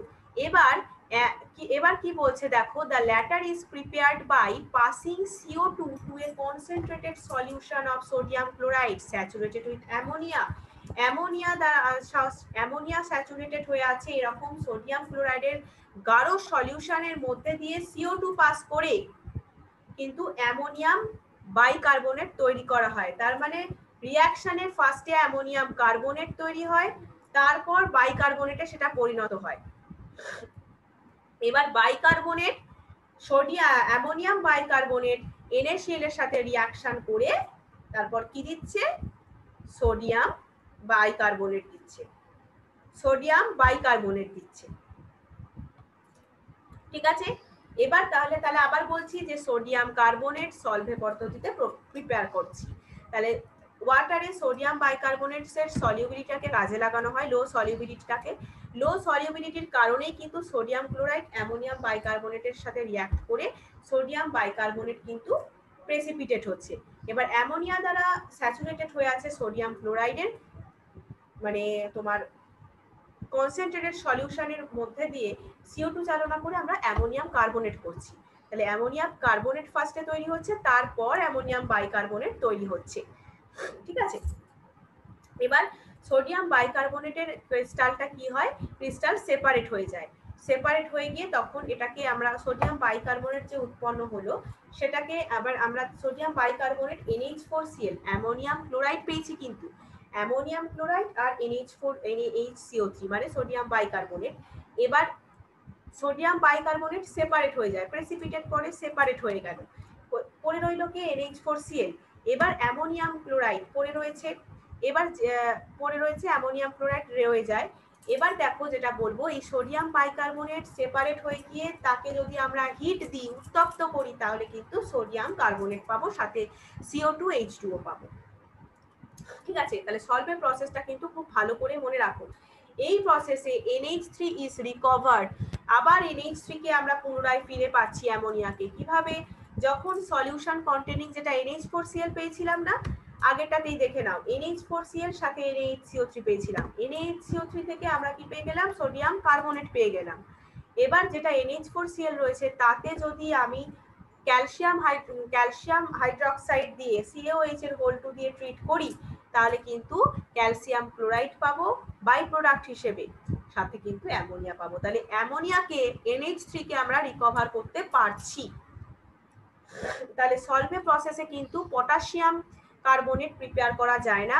পটাশিয়াম বাইকার্বনেট তো তোমার ওয়াটারে প্রচন্ড পরিমাণে সলিউবেল হয়, সেই কারণে পটাশিয়াম ক্লোরাইডের স্যাচুরেটেড সলিউশনে যদি অ্যামোনিয়াম বাইকার্বনেট যোগ করি, তাহলে সেটা পটাশিয়াম বাইকার্বনেট প্রেসিপিটেট হতে পারে না, তাহলে সেপারেট করাও যাবে না। সেপারেট না করলে আমরা হিট দেবো কি করে, কার্বনেট তৈরি করবো কি করে? তাই সলভে প্রসেসে পটাশিয়াম কার্বনেট তৈরি করা যায় না। প্রপার্টিজের মধ্যে জাস্ট হোয়াইট ক্রিস্টালাইন সলিড ডেকাহাইড্রেট হিসেবে হচ্ছে white crystalline solid sodium carbonate, যেটা ডেকাহাইড্রেট হিসেবে পাওয়া যায়, কারণ 10 মলিকিউল জল থাকে, 10 molecules of water, Na2CO3 10H2O। একে ওয়াশিং সোডা বলা হয়, ইট ইজ রিডিলি সলিউবেল হয় ওয়াটারে। হিট দিলে ডেকাহাইড্রেটটা লস করে it's water of crystallisation, monohydrate হয়ে যায়। এবার 373 কেলভিনের ওপরে যদি টেম্পারেচার দিই, তাহলে এই মনোহাইড্রেট আবার কমপ্লিটলি অ্যানহাইড্রাইজ হয়ে যায়, হোয়াইট পাউডারে চেঞ্জ হয়ে যায়। ক্রিস্টালাইন সলিড ছিল, সেখান থেকে হোয়াইট পাউডার হয়ে যায়, তখন তার নাম হয় সোডা অ্যাশ। আমরা যখন Na2CO3 10H2O আছে তখন তাকে বলছি ওয়াশিং সোডা। কিন্তু 373 কেলভিনের ওপরে এই ডেকাহাইড্রেট থেকে যখন মনোহাইড্রেট তো হলো, ওয়াটার অফ ক্রিস্টালাইজেশন লস করে এই মনোহাইড্রেট কিন্তু অ্যানহাইড্রাসে চলে যায়, হোয়াইট পাউডারে পরিণত হয়, যেটাকে বলে সোডা অ্যাশ। দেখো এখানে টোটাল রিঅ্যাকশনটা দিয়ে দিয়েছে, ঠিক আছে, এই রিঅ্যাকশনটা কিন্তু দিয়ে দিয়েছে। আচ্ছা, ইউজ হয় ওয়াটার সফটেনিং এ, ক্লিনিং এর কাজে ইউজ হয়, caustic soda glass soap manufacturing এ ইউজ হয়, পেপার পেন্টিং এর কাজ, টেক্সটাইল ইন্ডাস্ট্রিতে, ল্যাবরেটরি রিএজেন্টে, কিন্তু কোয়ালিটেটিভ কোয়ান্টিটেটিভ অ্যানালাইসিসে ইউজ হচ্ছে। এবার আছে sodium chloride.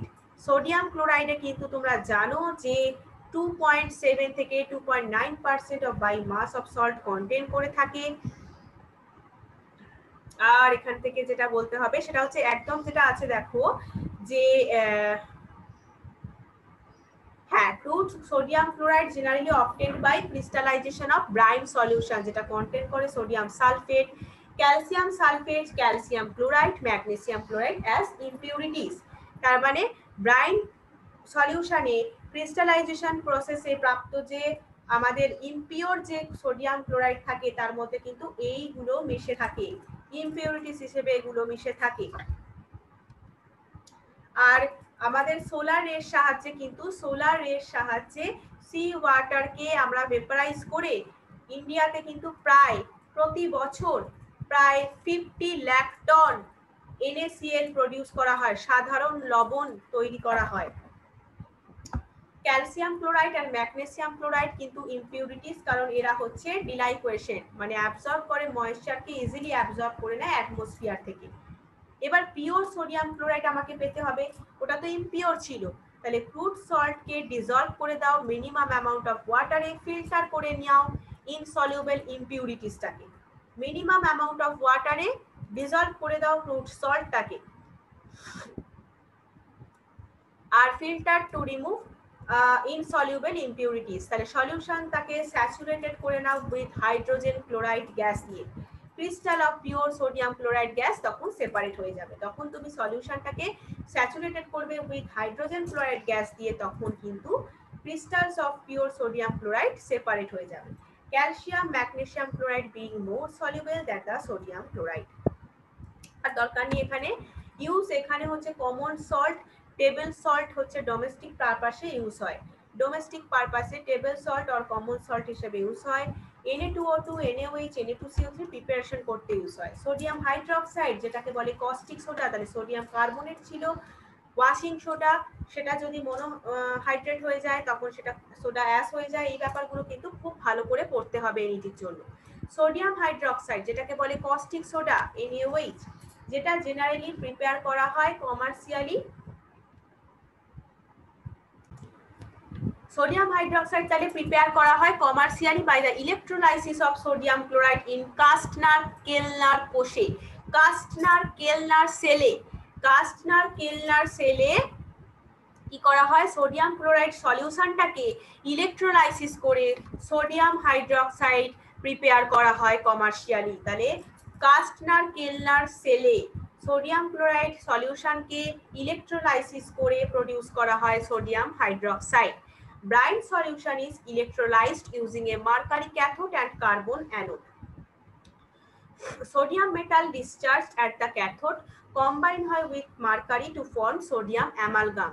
Chlorine gas is evolved at the anode. এখানে কি বলছে, ক্যাথোড আর অ্যানোডে যে রিঅ্যাকশনটা আছে সেটা একটু পড়বে।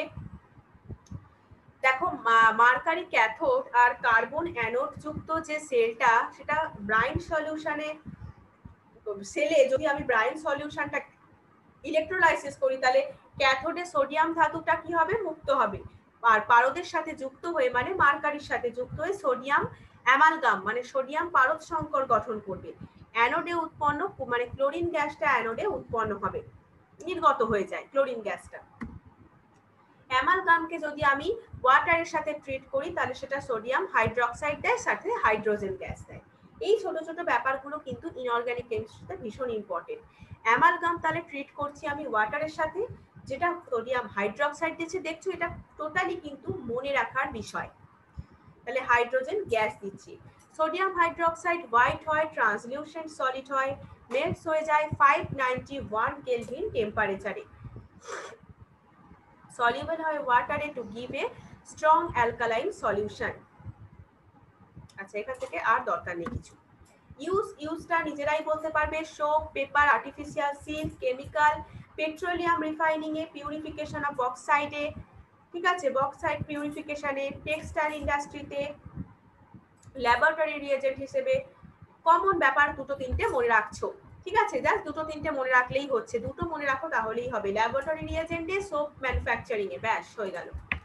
এবার আসছে যে সোডিয়াম বাইকার্বনেট, যেটা বেকিং সোডা বলা হয়, যেটা অনেকেই হয়তো জানো, যেটা কেক মেকিং এ ইউজ করা হয়। কেক, পেস্ট্রি, এই যে তোমরা খাচ্ছ বা আমরা যেটা খাচ্ছি সেটা হচ্ছে বেকিং সোডা ইউজ করা হয়, বেকিং পাউডারও কিন্তু ইউজ করা হয়। তাহলে বেকিং সোডা সেটা কি জানো আসলে, তাহলে তোমরা বলতে পারবে তাহলে যে সেটা হচ্ছে সোডিয়াম বাইকার্বনেট, যার ফর্মুলা হচ্ছে NaHCO3। তাহলে যখন আমরা সোডিয়াম বাইকার্বনেট, যেটা বেকিং সোডা নামে পরিচিত, কারণ decomposes on heating to general bubbles of carbon dioxide, sodium কার্বনেটকে এরা ডিকম্পোজ করে দেয় হিটিং এর ফলে, তখন বাবলস এর আকারে কার্বন ডাই অক্সাইড গ্যাসকে এরা জেনারেট করছে, ঠিক আছে। তখন দেখবে কেন এই বেকিং সোডা দেওয়া হয় কেক মেকিং, পেস্ট্রি মেকিং এ, কারণ কি হয়, বাবলস এর মতো এরা কিন্তু হালকা হয়ে ফুলে ওঠে, সছিদ্র হয়, প্রথমত লিভিং হোল হয়, making them light and fluffy. Fluffy হওয়ার জন্যই কিন্তু কেক মেকিং এ বা পেস্ট্রি মেকিং এর ক্ষেত্রে বেকিং সোডা ইউজ করা হয়, যেটা হচ্ছে সোডিয়াম বাইকার্বনেট। এটাকে কিভাবে প্রিপেয়ার করব সোডিয়াম বাইকার্বনেটকে, তাহলে তুমি ল্যাবরেটরিতে এটা প্রিপেয়ার করে নিতে পারো বেকিং সোডাকে, তাই তো। Made by saturating a solution of sodium carbonate with carbon dioxide. Sodium carbonate দ্রবণকে যদি কার্বন ডাই অক্সাইড দ্বারা স্যাচুরেটেড করো তাহলে সোডিয়াম বাইকার্বনেট তৈরি করতে পারো। সেটা হচ্ছে white crystalline powder, less soluble. আচ্ছা, সোডিয়াম বাইকার্বনেট কিন্তু স্কিন ইনফেকশনে মাইল্ড অ্যান্টিসেপটিক হিসেবে ইউজ করা যেতে পারে। আরো একটা কাজে দেখো এটা লাগে, স্কিন ইনফেকশন হলে মাইল্ড অ্যান্টিসেপটিক হিসেবে। এবার লাস্ট যেটা আছে biological importance, sodium ion, potassium ion সবাই জানো যে বায়োলজিক্যালি ভীষণই ইম্পর্টেন্ট, একদম ফার্স্টে পড়েও নিয়েছিলাম এই লাইনটা, কিন্তু কেন ইম্পর্টেন্ট একটু দেখে নেবো। যে sodium ion are found primarily on outside of the cell, being located in plasma. Blood plasma te পাওয়া যায় in the interstitial fluid which surrounds the cell. These ions participate in the transmission of nerve cell সিগন্যালের ট্রান্সমিশনে help করে। তারপর sell মেমব্রেনের মধ্যে দিয়ে water ফ্লোটাকে regulate করে। তারপর সুগার, অ্যামাইনো অ্যাসিড এইসব কার্বোহাইড্রেট গুলোকে ট্রান্সপোর্ট করতে হেল্প করে। Sodium potassium also so similar, chemically differ আছে কিন্তু কোয়ান্টিটেটিভলি কিন্তু differ in their ability to penetrate cell membrane. Cell membrane পেনিট্রেশনের জন্য এদের এবিলিটির ক্ষেত্রে কিন্তু সোডিয়াম পটাশিয়াম ডিফার করে। তারপর ট্রান্সপোর্ট মেকানিজমে বা efficiency to activate enzyme, sodium আর পটাশিয়ামের অ্যাক্টিভেটিং এনজাইম অ্যাক্টিভেশনটা দুজনের ডিফারেন্ট হয়। পটাশিয়াম আয়নটা most abundant cation within cell fluid where they activate many enzyme. তাহলে পটাশিয়াম বেশি অ্যাক্টিভ এনজাইমকে অ্যাক্টিভেশনের জন্য। পার্টিসিপেট করছে oxidation of glucose to produce করছে এটিপি, ঠিক আছে। আর সোডিয়াম হচ্ছে ট্রান্সমিশন অফ নার্ভ সিগন্যাল, এটা ট্রান্সমিশনের জন্য রেসপন্সিবল, ঠিক আছে। এখানে জাস্ট আর কিছু নেই সেরকম। সোডিয়াম পাম্প যেটা হচ্ছে তোমাদের সোডিয়াম আর পটাশিয়ামের যে এই যে পরিবহনের একটা মেকানিজম, আমাদের যে ডিসক্রিমিনেটরি মেকানিজম, সেটা কিন্তু সেইটাকে বলছে সোডিয়াম পাম্প। এই যে ক্রিয়া কৌশলটা সোডিয়াম পাম্প নামে পরিচিত। কোনো রেস্টিং অ্যানিমালস কিন্তু এটিপি, যতটা এটিপি ইউজ করে তার 1/3 কিন্তু এই সোডিয়াম পাম্পের কাজেই ব্যবহার করা হয়, ব্যয়িত হয়ে যায়, সোডিয়াম পাম্পের কাজেই ব্যয়িত হয়ে যায়। আবার বিশ্রামরত কোনো ধরো রেস্টিং যে রেস্টিং হিউম্যানের ক্ষেত্রে এর পরিমাণ প্রতি ঘন্টায় প্রায় 15 কেজি। তাহলে রেস্টিং অ্যানিমালের ক্ষেত্রে 1/3, রেস্টিং হিউম্যানের ক্ষেত্রে প্রতি ঘন্টায় 15 কেজি সোডিয়াম পাম্প ইউজ হচ্ছে, ঠিক আছে। সোডিয়াম কমে গেলে কিন্তু হিউম্যান বডিতে ভীষণ প্রবলেম হয়, দেখবে, ঠিক আছে। তাহলে নেক্সট আছে হচ্ছে group 2 element alkaline earth metal. তাহলে আমাদের কিন্তু যেটা বলেছিলাম যে গ্রুপ 1 এর এলিমেন্ট আজকে কিন্তু টোটাল কমপ্লিট হয়ে গেল। নেক্সট দিন আমরা গ্রুপ 2 করলে এস ব্লক কমপ্লিট হয়ে যাবে। তাহলে এস ব্লক কিন্তু আমাদের 2 ডেজের মধ্যেই কমপ্লিট হয়ে যাবে, ঠিক আছে। তাহলে আমরা আজকে